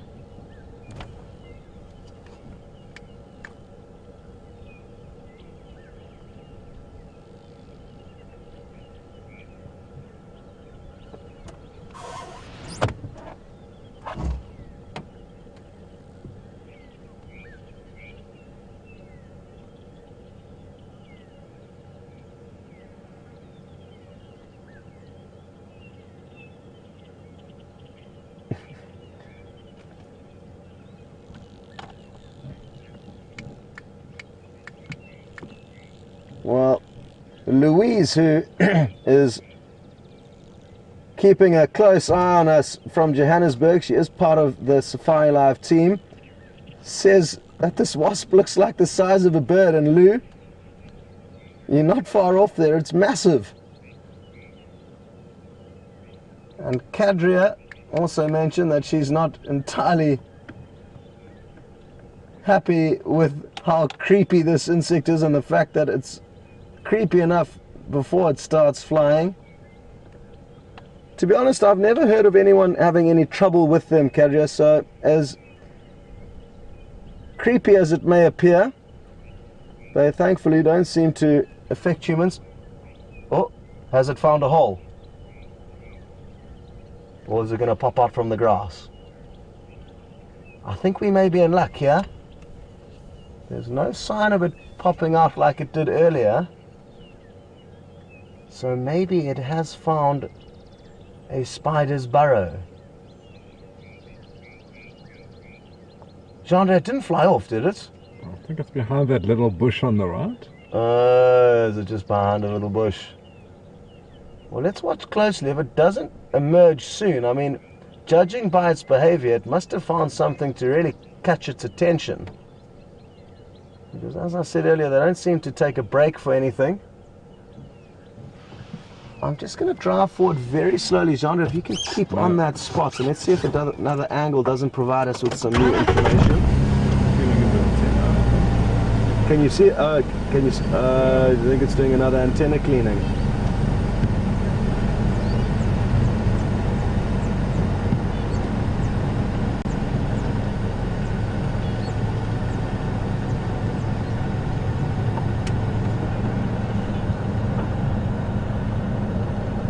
Where is it?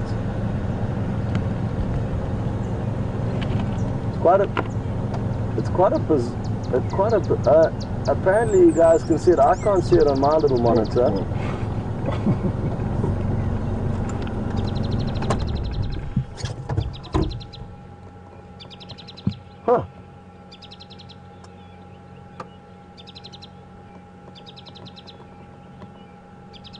Well, a mysterious escape.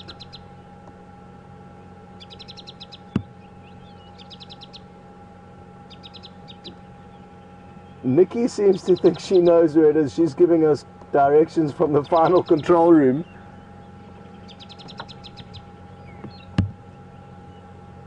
Okay, well apparently it's in view now.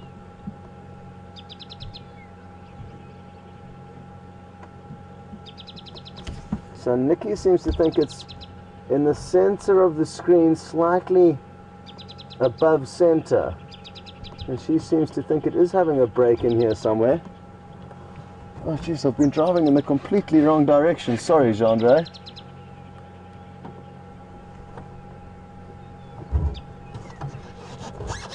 Let me reverse a little bit. I was driving off in the completely wrong direction, just watching the monitor. Sorry about that.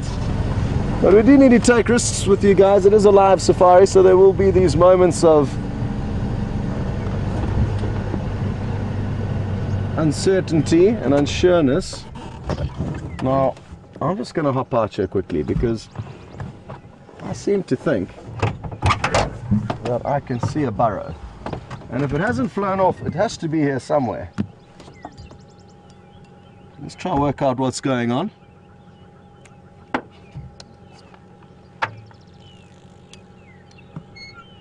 I'm not sure if the same one just took off or it was a different one. I could hear one flying around though. There goes one over there. Where about was it? It was somewhere here, hey? Oh, here's a burrow here. Oh, I wonder if it's in there.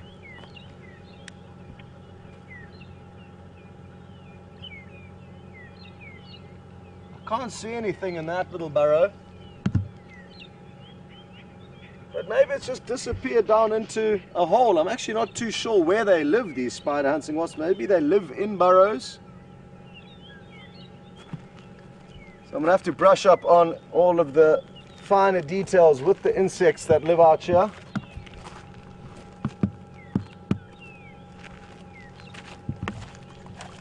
Unsolved mysteries.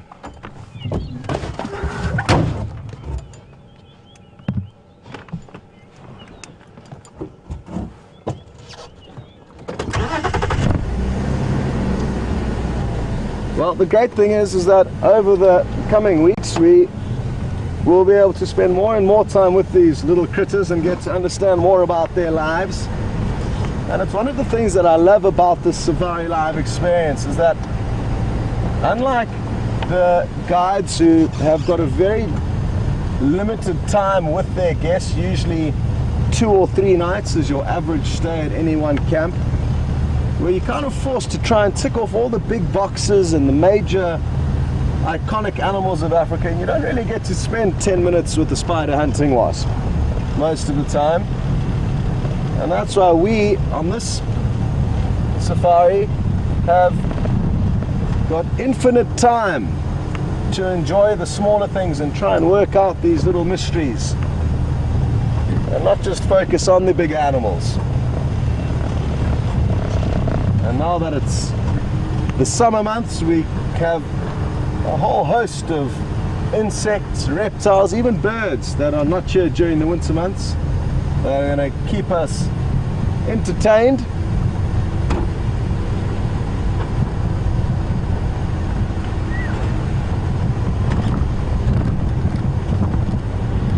Okay, Jean-Andre's just spotted a bird of prey soaring up above us, which is a good sign. Maybe the vultures are going to start getting active now. I'm just going to try and creep forward a bit further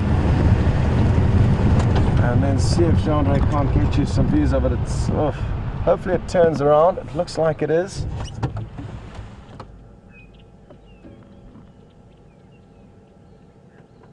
Now, interestingly enough, this is a juvenile bateleur, and look at how long its tail is. You can see the way its head's dangling down. It's quite a distinguishing feature of a bateleur, that dangly head. But its tail is much longer now than it will be when it's an adult.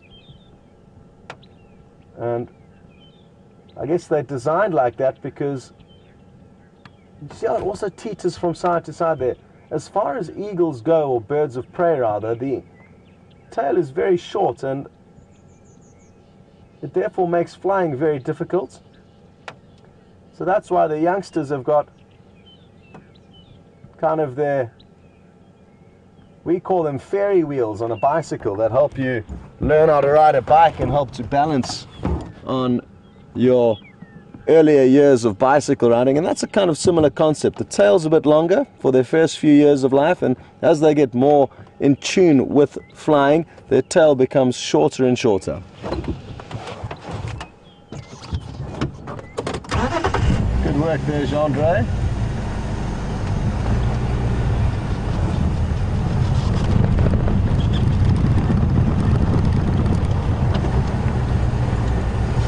Okay, now Jamie is on Arethusa, so we can't head across there as well. We're only allowed one vehicle on there at a time.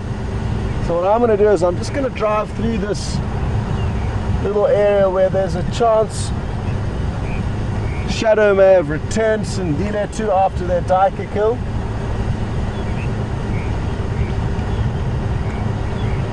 As he usually spends a lot of time around here.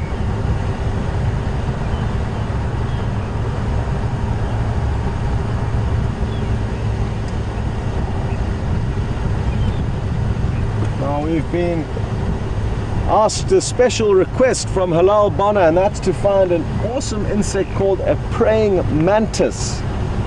And to be honest, we haven't seen, or I haven't at least seen, too many of them around just yet, so maybe they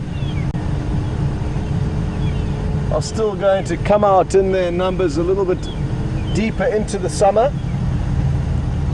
But I will certainly be sure to call you across if we do find one. They're not an easy animal to look for. They kind of just appear most of the time, and they could be anywhere. So we will certainly be keeping our eyes out for them, as well as a lot more interesting insects.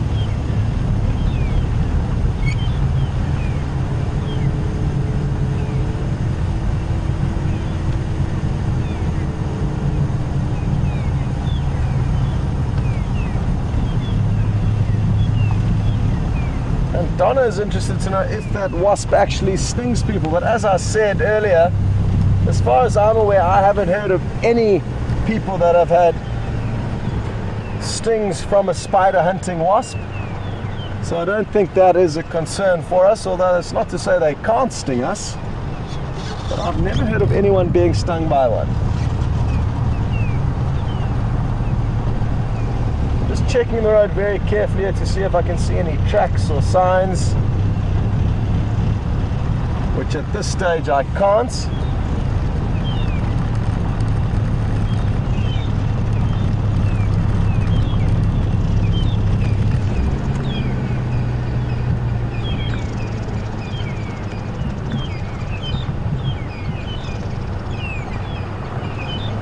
And it looks like we've got Ryan from Arethusa approaching us. So maybe he'll have some updates for us. Hello Ryan. How are you, buddy? Very good, on yourself. Hello everyone. Any updates? Nothing much from this side there. Okay. Been a bit quiet this side. Okay. Sorry? Yes, live TV. Okay. But you're not on it, don't worry, just Ryan is. Cool. Good, buddy. Have a good morning. If I see anything, I'll give you a shot, but I don't know where those are going. They're done. Okay, cool. Take it easy. Cheers, Cheers, everyone. So that was Ryan, the head ranger of Arethusa. He's a wonderful guy.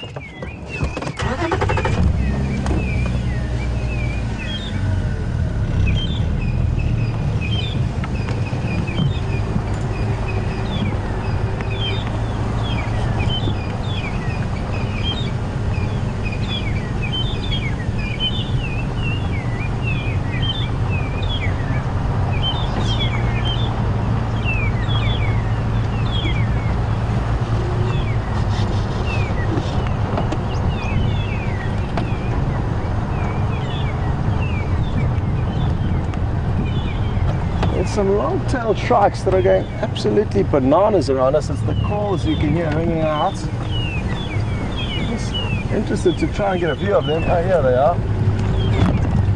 Oh, there go my binos. Oh no, that didn't look good. So the binos are still okay. And this is the spider hunting wasps that we can hear. I mean, the long-tailed shrikes that we can hear calling.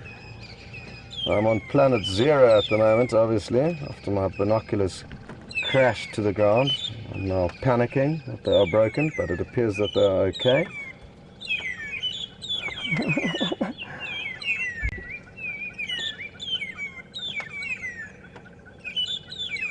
And at this time of the year we can expect a lot of the birds to start calling intensely. That could be a family flock. There's some hornbills calling now as well. I can't see where they are though, but that was the other here that you can call. There's a chagra.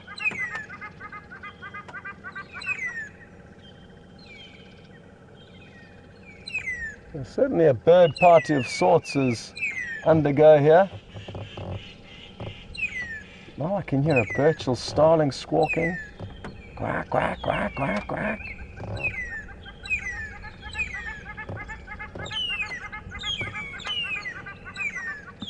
This is awesome!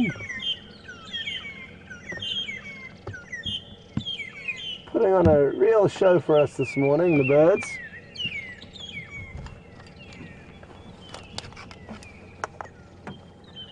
Speaking of which, I'm thinking of racing back to the buffalo carcass to see now that it's heated up if there aren't any vultures swarming around that area.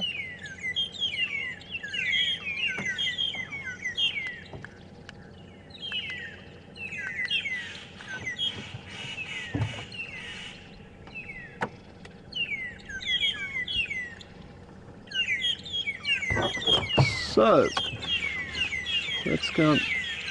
Now we can hear the starlings going at it. Oh, Johnny, let's see what happens here in this marula tree. I think the starlings and long-tailed shrikes are having a bit of an argument. There's a starling kind of in the foreground, scratching its beak there. Oh, what's going to happen here? Is there going to be a bit of an aerial battle?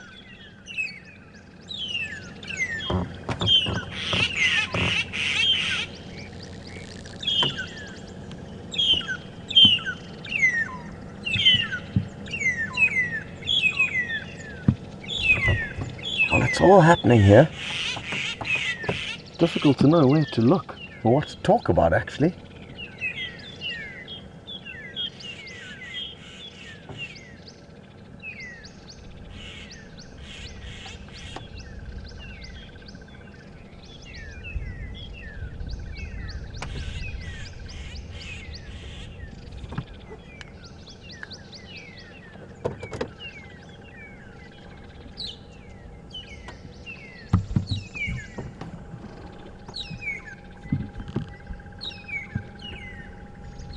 Well, thanks very much to Siberia Zumi for the update on the elephants at the Djuma Dam, and I'm going to be racing past that. There goes the yellow-billed hornbill that wants to get involved in the action.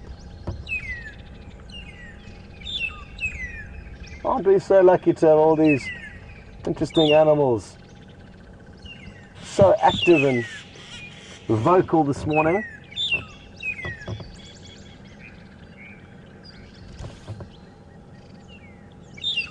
But we're going to send you back to Jamie, and we're going to continue with that original plan to try and get back to that buffalo carcass. We probably don't even need to get right there, but if we just get into the general area, we'll see if there's any vultures circling or any vulture activity, and then decide whether to go closer in or go and look at something else.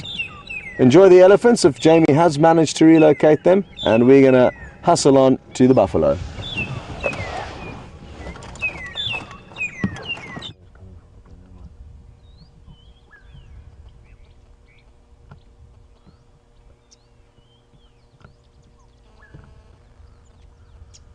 Welcome back! And from one bird sighting to another, or one bird feeding party to another, we're just sitting with this wonderful little red-billed hornbill who's been targeting buffalo dung for termites.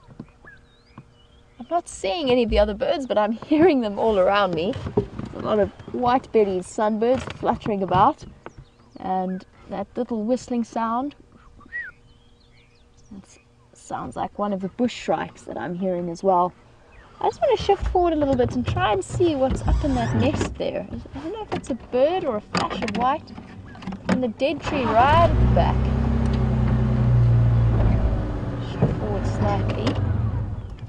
What are we looking at?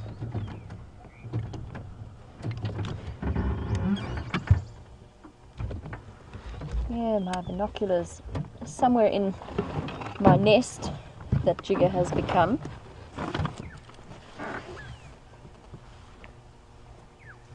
Let's have a look. What do we think this is? Oh, it's a dead branch. Here we go. It's a bird of prey, but that's actually a dead branch. Branch of prey. Branch of prey. Thanks, wildebeest. Wow. Just to give you an update on what happened with the elephants, they moved into a very thick, very large block around the second windmill road. And we could have tried to follow them. All we would have done is just crashed after them, made a lot of noise, and they just would have kept moving ahead of us. So I've left them for now, and I've moved across to the western boundary of Arethusa. I'm on the hunt to see if any male leopards have been around here recently. Now, from what I understand from the Arethusa guides, it seems as though the Anderson male, as well as, oh sorry wildebeest, you were looking up there, I couldn't see in my monitor because of the glare. There was a red-chested or red-breasted swallow swooping about. He's still moving around. Let's see if we can get him. Since I sabotaged. Oh, wow, there we go. Look at him go.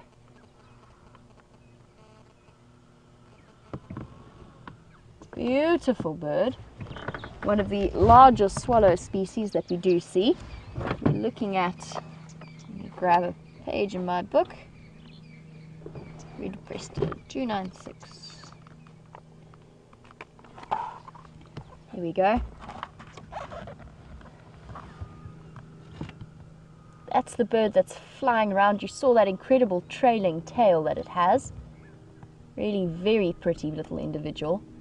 And one of the migratory species. So we've only really started seeing them in the last month or so. There's lots of species starting to come back. I believe the lesser striped swallows have been seen. For James, I'm not sure if he's watching, but James is obviously an avid birder. Oh, here comes, oh, they're fast. All over the place. Lots and lots of red-breasted swallows.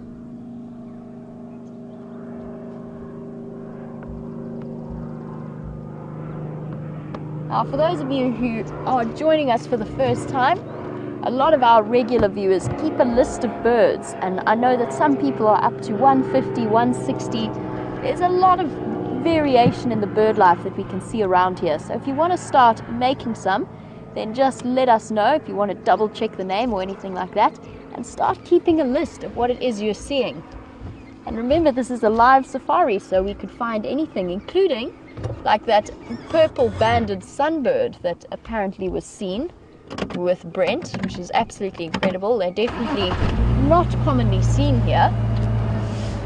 Keep your eyes peeled, and if you want any clarification on the matter, you can send your questions through to #SafariLive on Twitter, or you can email through to questions@wildearth.tv, and we'll let you know what it is you're seeing. We're right on the boundary of Arethusa and Elephant Plains. I was talking a little bit earlier, according to the Arethusa guides, this is where the Anderson male, the big male leopard, and Tingana, who's also a very big male, have kind of drawn a line in the sand, so to speak, in terms of their territorial outcomes. And obviously that will move and shift slightly. They're still fluid, but it seems to be around this area that they've decided is the edge of their territories, this beautiful drainage line. I know that John, I believe, sent through an update that the Anderson male was seen with a baby giraffe up a tree, or a giraffe, and that just goes to show how big and powerful these male leopards are. First of all, to have ducked away from the mother and managed to catch her baby, but also even to bring down something that much heavier than them to even picture.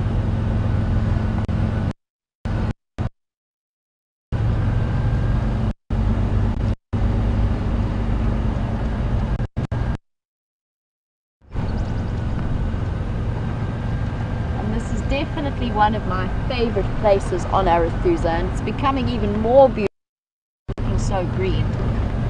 This is really stunning, thick vegetation and beautiful drainage lines, just got so many nice different topographical points to look at.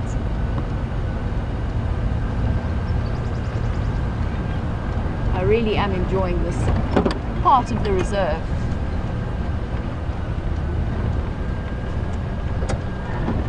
And it's amazing to picture how different it looks to when I very first started working here. And I set off on my own with the Mahindra and a map to try and rediscover the boundaries of Arathusa so that I never crossed them whilst live on drive. And I consequently got very, very lost, wound up completely outside of where I was meant to be. Luckily, the guide who found me thought it was hilarious. And he laughed for a very long time and then pointed me in the right direction to find my way back into the area where we belong. Totally accidental. I had no idea where I was.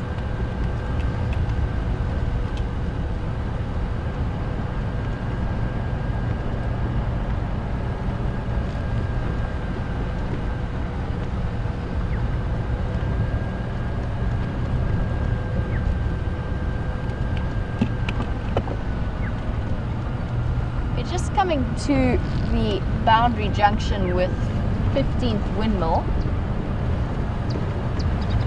15th crossing, sorry, first windmill.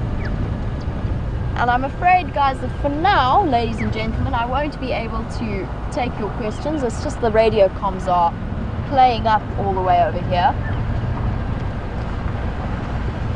You'll have to bear with me talking for the moment, because I certainly can't hear any of your questions that are coming through.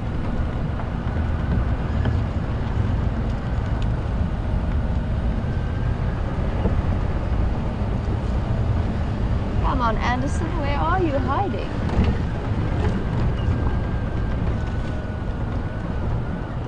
The soil is so compacted from the rain. It's been a long time since I last saw a nice clear leopard track in the road.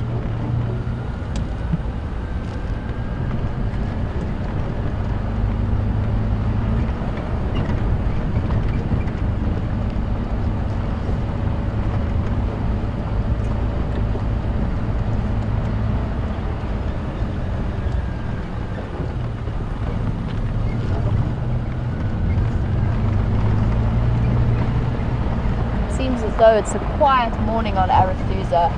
Haven't heard anything else in the Game Drive channel either. Now, I know that many of you mentioned that you heard lions calling from the Arathusa Dam camera. I'm not sure where they've moved to, but they're definitely not around anymore.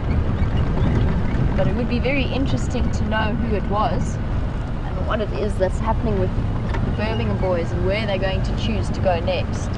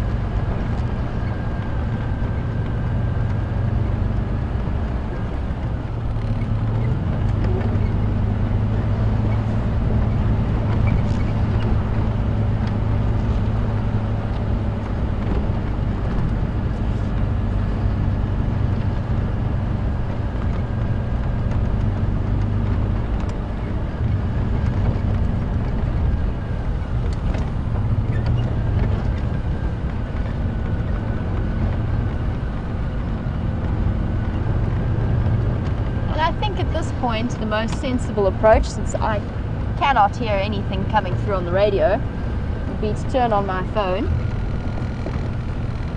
So if you see me glancing every now and again at it, I promise I'm not reading my messages. Well, I am, but I'm not reading them for sociable purposes. Oh, that was... I think that's going to be very tricky to film. Let me try. See if it settles down again. Oh, I think it's disappeared. It was a very pretty butterfly I wanted to show you.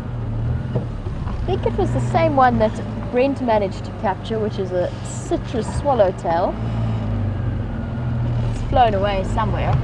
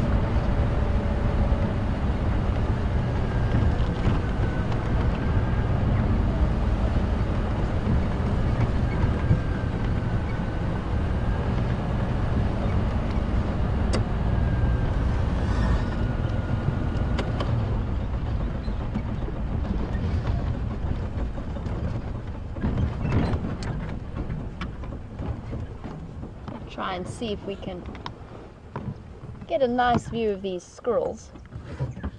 We were playing around a little bit earlier. Keep rolling forward. Let's see if they pop out.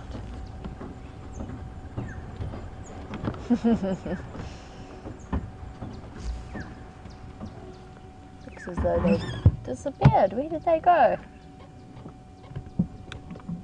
Came bouncing across the road frantically.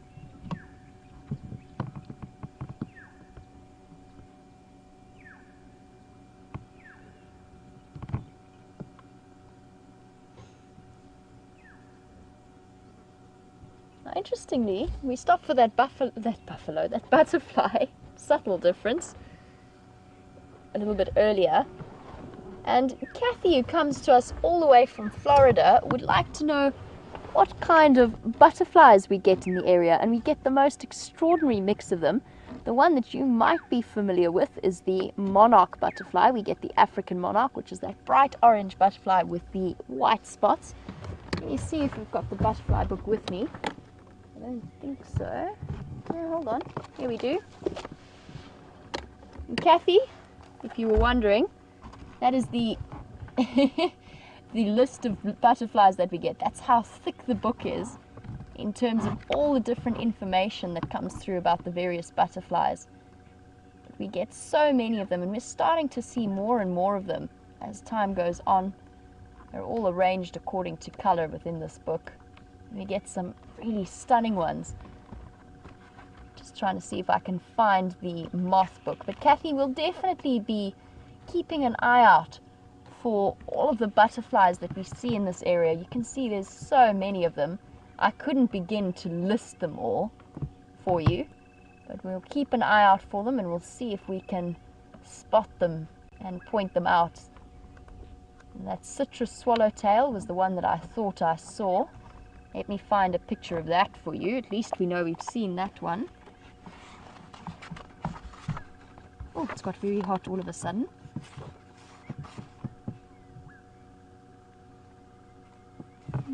Let's try C.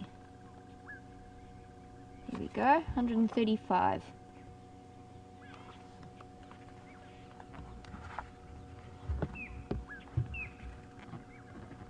So this was the butterfly we were looking at, or what I thought I saw moving through. Very, very pretty creature. And we'll be keeping an eye out for them as we continue on our drives. And when we do get them the best place to probably look for butterflies whilst we are on live safaris would be the walks, as well as if they're around little puddles of water. And then we can stop and watch them drink around there. You often see them gathered in the road, drinking out of puddles. So Kathy, I couldn't begin to list the butterfly species just because, as you can see, it's quite a thick book that we'd have to go through. But there's lots and lots coming through in this area.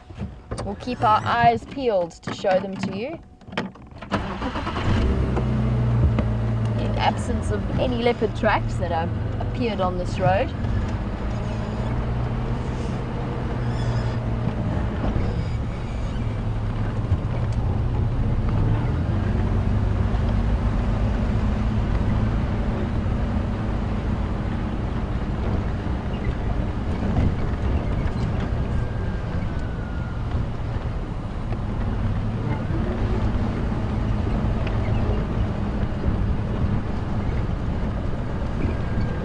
I would like to do, since I am in the area, is go and have a look and see what's happening across at that vulture nest that we've been keeping an eye on. I'm sure they have a chick by now, if it has survived.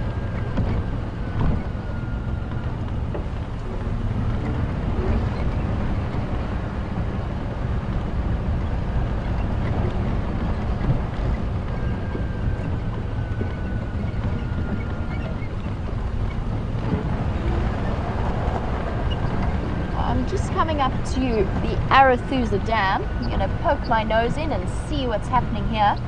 But I also want to go and head across and check up on that vulture nest that we've been keeping an eye on these live safaris, and just see what's happening around there.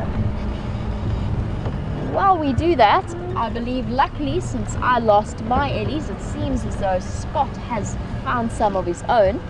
So let's see what he's seeing with those wonderful pachyderms, and I will catch up with you a little bit later.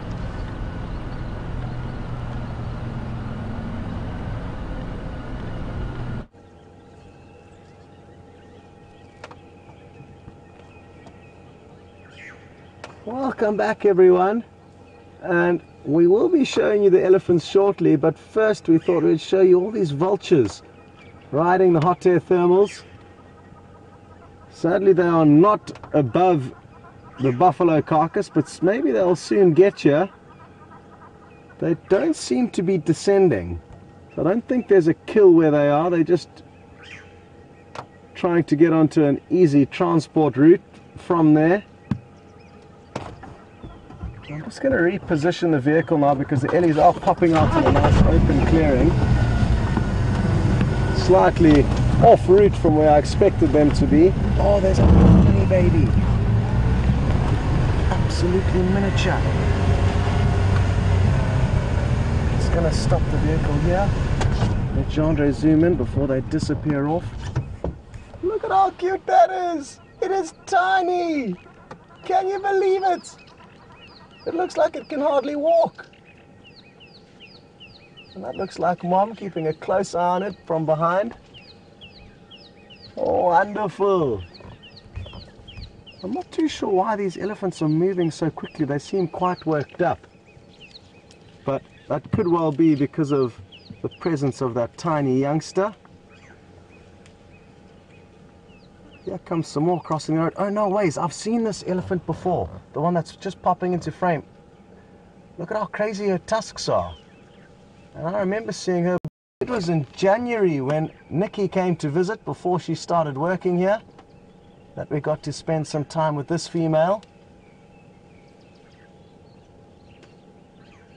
Can you believe it? Absolutely awesome. And still more Ellies begin to stream across this road in front of us. It's a large herd. And who knows what they know, but you can see they are moving with serious purpose. These are the same herd that Siberia Zumi alerted us to that were drinking up the Djuma waterhole. And thanks again for that update, because it did speed us along in this direction.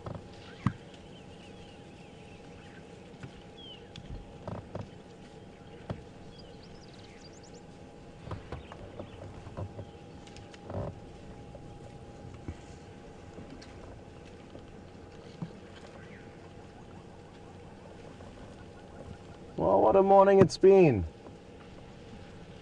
And thankfully it's not quite over just yet. Now, because this herd does seem quite worked up. Oh, that one's got a little ear problem. The cartilage in its ear looks to be broken, and it's not uncommon to see elephants with funny floppy ears like that. It may have been a birth defect, hard to say.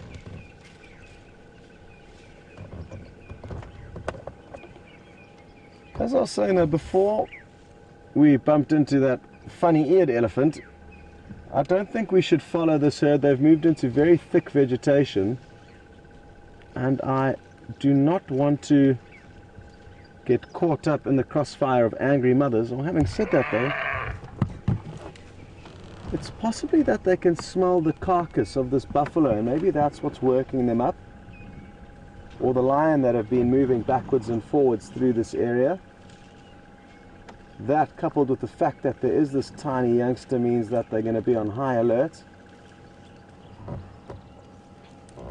So I want to make sure I give them the space that they require. But thankfully they have popped back into a little clearing where we can still enjoy watching them from a safe distance.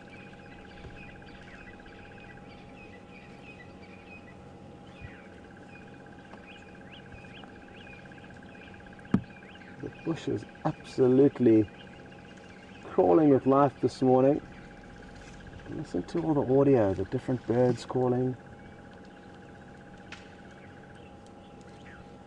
Elephants breaking branches as they move through this thick vegetation.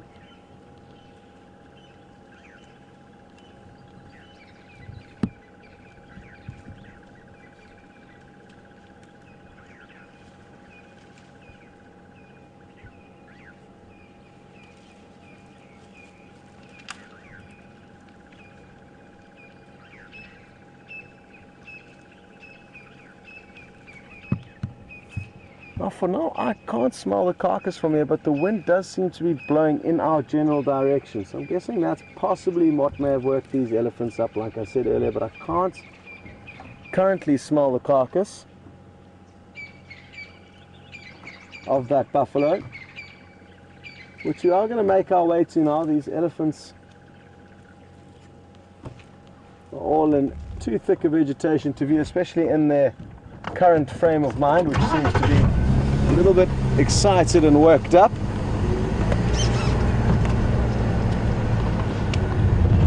And even though I can't see much sign of any vultures descending on the buffalo carcass, there may be one or two of the vultures that were sitting in and around that general area that may be feeding on it.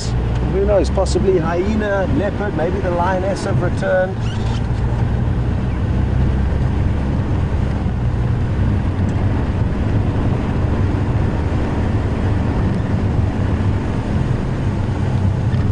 Time will tell, and you'll be with us every step of the way as we make our way a little bit closer.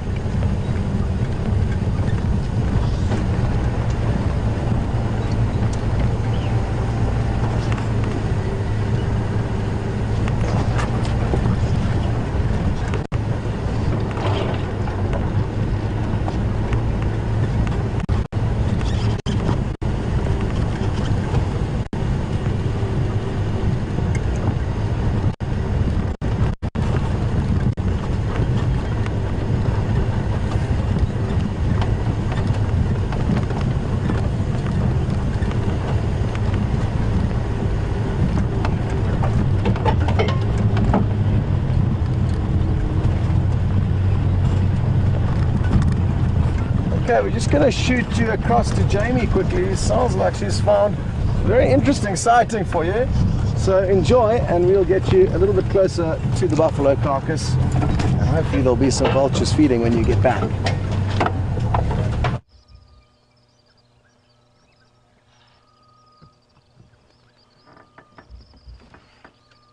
Welcome back. And whilst Scott is repositioning to get to that carcass, we found an explosion of insects. I wish I could tell you what they are. They're not mosquitoes, I can tell you that much. They're a little bit bigger. Oh, there's one that's landed. Let me try and... oh, it's gone.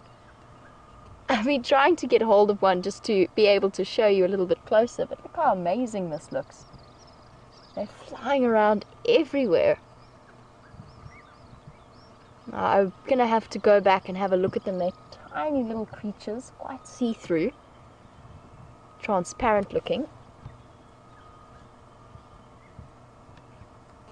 Really, really pretty.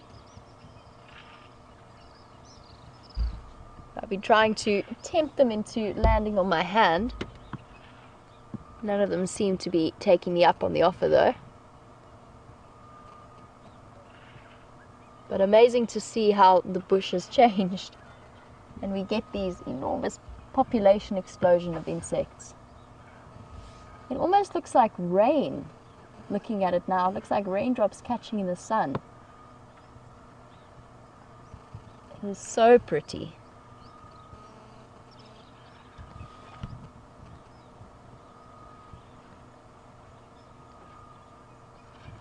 And here's some go-away birds, not go-away birds, sorry, grey-headed bush shrikes in the back as well, whistling that very soft, low whistle, sort of monotonous, constant call.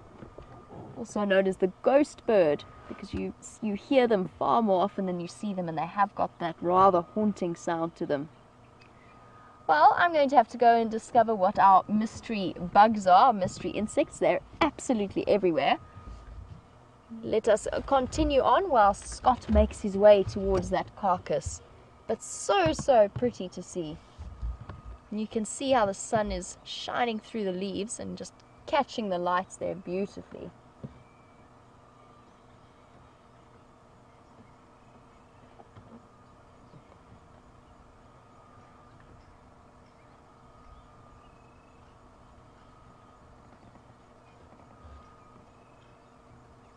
Absolutely beautiful. Right, now as I head out on my way, I believe that Scott has made his way back to the carcass. So let's see what he is seeing, and I will catch up with you a little bit later.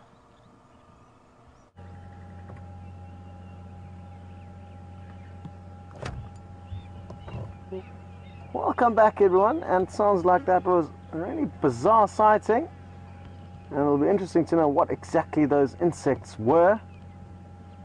We are parked at the buffalo carcass, and there are some vultures circling almost directly above us. Now, I cannot explain why they wouldn't want to plummet down from the skies and start feeding on it. Maybe they haven't spotted it yet, but I've been told that vultures can see a 5 centimeter chunk of meat from as far as 1 kilometer up in the sky. And I'm not sure who worked that out, but that's what I have been told. So they do have incredible eyesight, which helps them to spot their meals from way up in the sky. And that's why I'm at a loss for words as to why there are not more vultures here. No sign of any other predators as well. But let's give it a few minutes and maybe they will descend down. Isn't it wonderful how they can float effortlessly up in the sky, no wing beats required, as the hot thermals rise up off the earth. Now, we're going to take you in for a closer look at the buffalo carcass. If you only joined the safari recently, you would have missed the initial show where we took you on a tour of the carcass. We will warn you in advance that it is not the prettiest of scenes. So either close your eyes or prepare for some squeamish images. There are hundreds and thousands of maggots busy feeding on the decaying meat.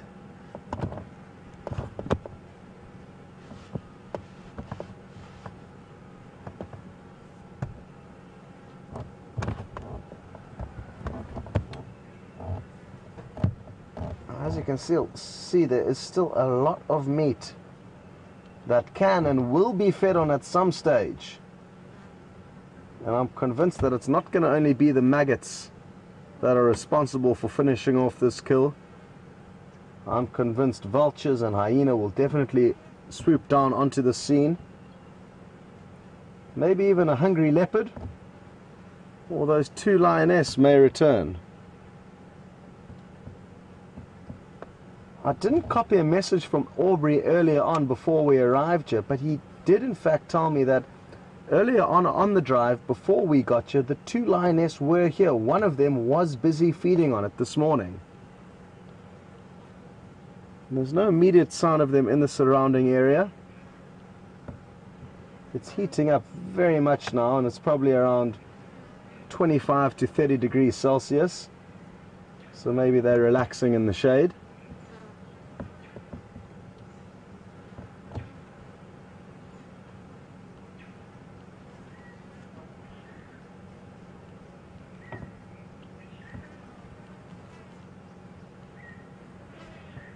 But because there's no imminent signs of any action happening here, I think we should carry on. The smell is not the best, and to stay here unnecessarily doesn't really add up. So we will make our way off. If we see anything changing, we'll make our way back here quickly, but there are only 10 minutes left, and I want to see if those elephants haven't popped out into a better view. That young calf was absolutely tiny. Jean-Andre seemed to think he may have even seen some afterbirth. And I'm not sure if you guys had a closer look, but it certainly was a very, very young elephant. Certainly no longer than a couple of weeks old, maybe less than that.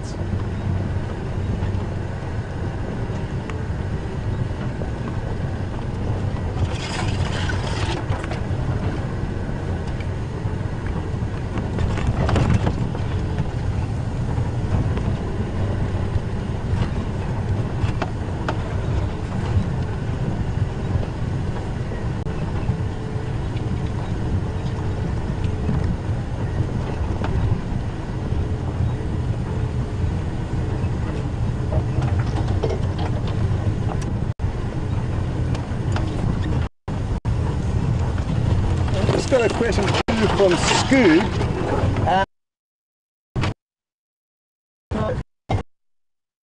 Animals will provide us with the bird, the squirrels, and the monkeys.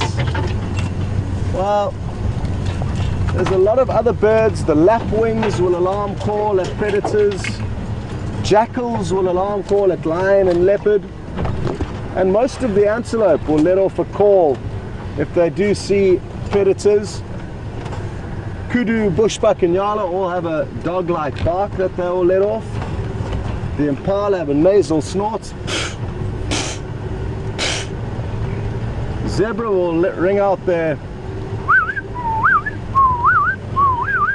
when in distress. So those are a few of the animals that come to mind that will let us know if there's any predators in the area. I'm trying to think of what else will. Baboons will bark, bow, bow. And wildebeest also have a funny kind of snort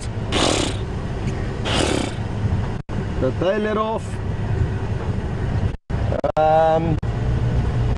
What am I missing? What am I missing? Klipspringer, which is an antelope we don't get here on Djuma and Arathusa, but they do occur in the Sabi Sands.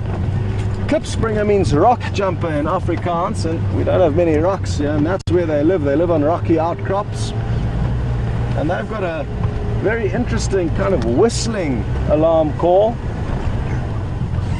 Guinea fowl, another good one. That's another one. They will call for leopard as well as predatory birds. So there's a whole host, Skoog, of animals that will alarm call.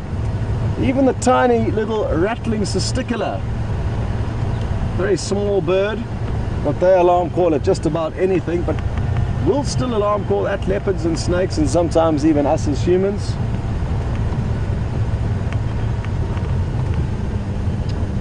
And I think that's about it that I can think of at the moment.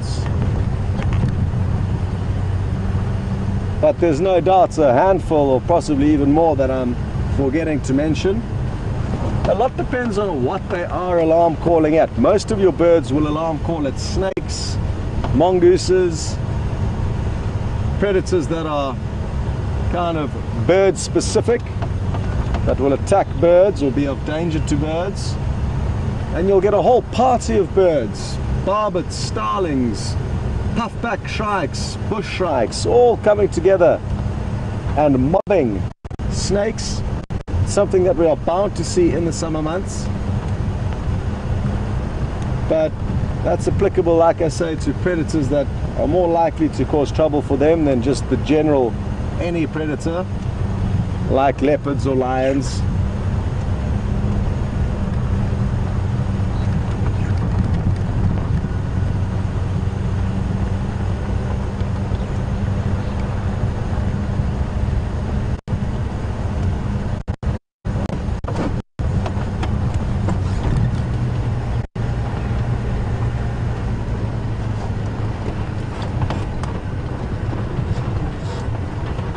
Speaking of birds mobbing snakes, I actually told Jeandre this story just a couple of hours ago this morning, and we had an incredible sighting just up ahead of us here, and it was again a big thanks to the Juma Cam for spotting this action unfolding.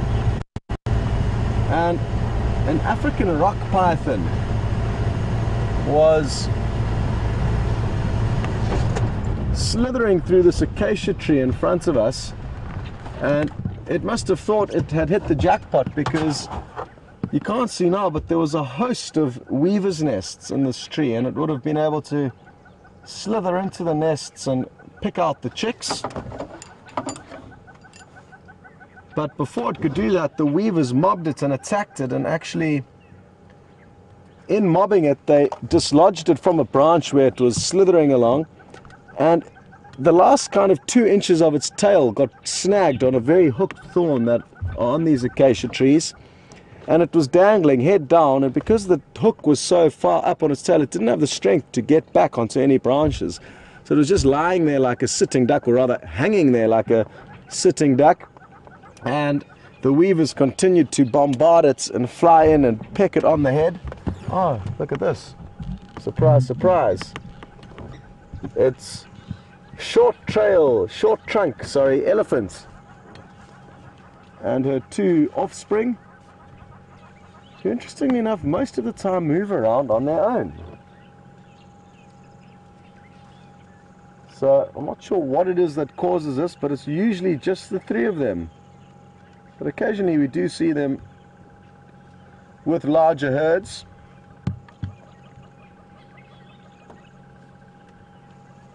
And I'd suggest, if you'd like to continue watching them, you can log on to the Juma Waterhole Cam, as I'm guessing they're going to move up and have a drink at the little pond after they've enjoyed a little snack at this bush.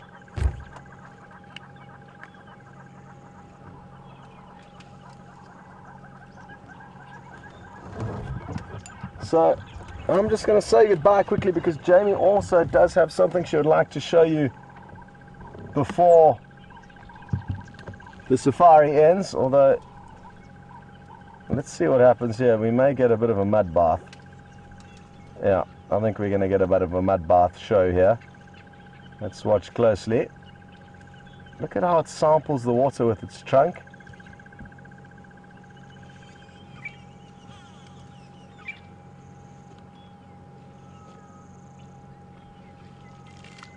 Awesome. Now I'm guessing what we are going to see here is that these elephants know this area, and because it may not like the taste of this water, it may just focus on having a mud bath here, and it may go up to the other little pond where water is pumped into, so there's fresher water for it to drink. And because it is so hot, I think it's going to take this opportunity to cool down its warm skin. Come on, go for it. You know you want to. Churn that mud up with your feet and throw it all over your body.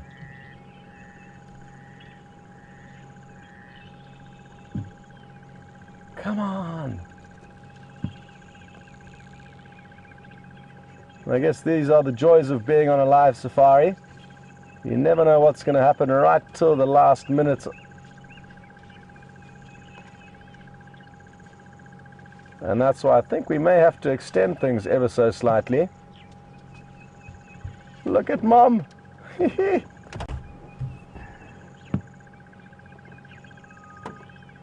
No, well, it looks like now is not the time for the mud bath, sadly. And I think they're going to follow their mother, who is using her wisdom to go directly to the other waterhole. So maybe what we can do is say goodbye to you guys, and you guys can continue watching them drink on the Djuma waterhole cam. It's been a pleasure having you on board with us this morning.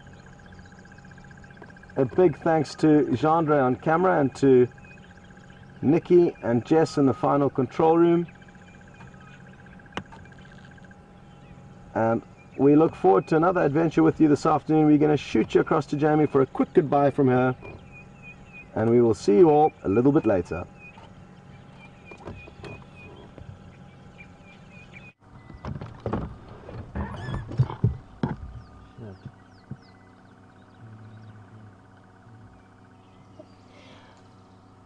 Welcome back, everyone, and just a quick thank you from Viam and myself to say a big thank you to all of you, as well as a big thank you from myself to Viam for managing to capture those monkeys as they moved through the marula trees. And of course, as always, to our directors in final control, Nikki and Jess, and Eugene for all of his technical genius. Well, have a wonderful day, ladies and gentlemen, wherever you are in the world, and we will catch up with you on the sunset safari this afternoon.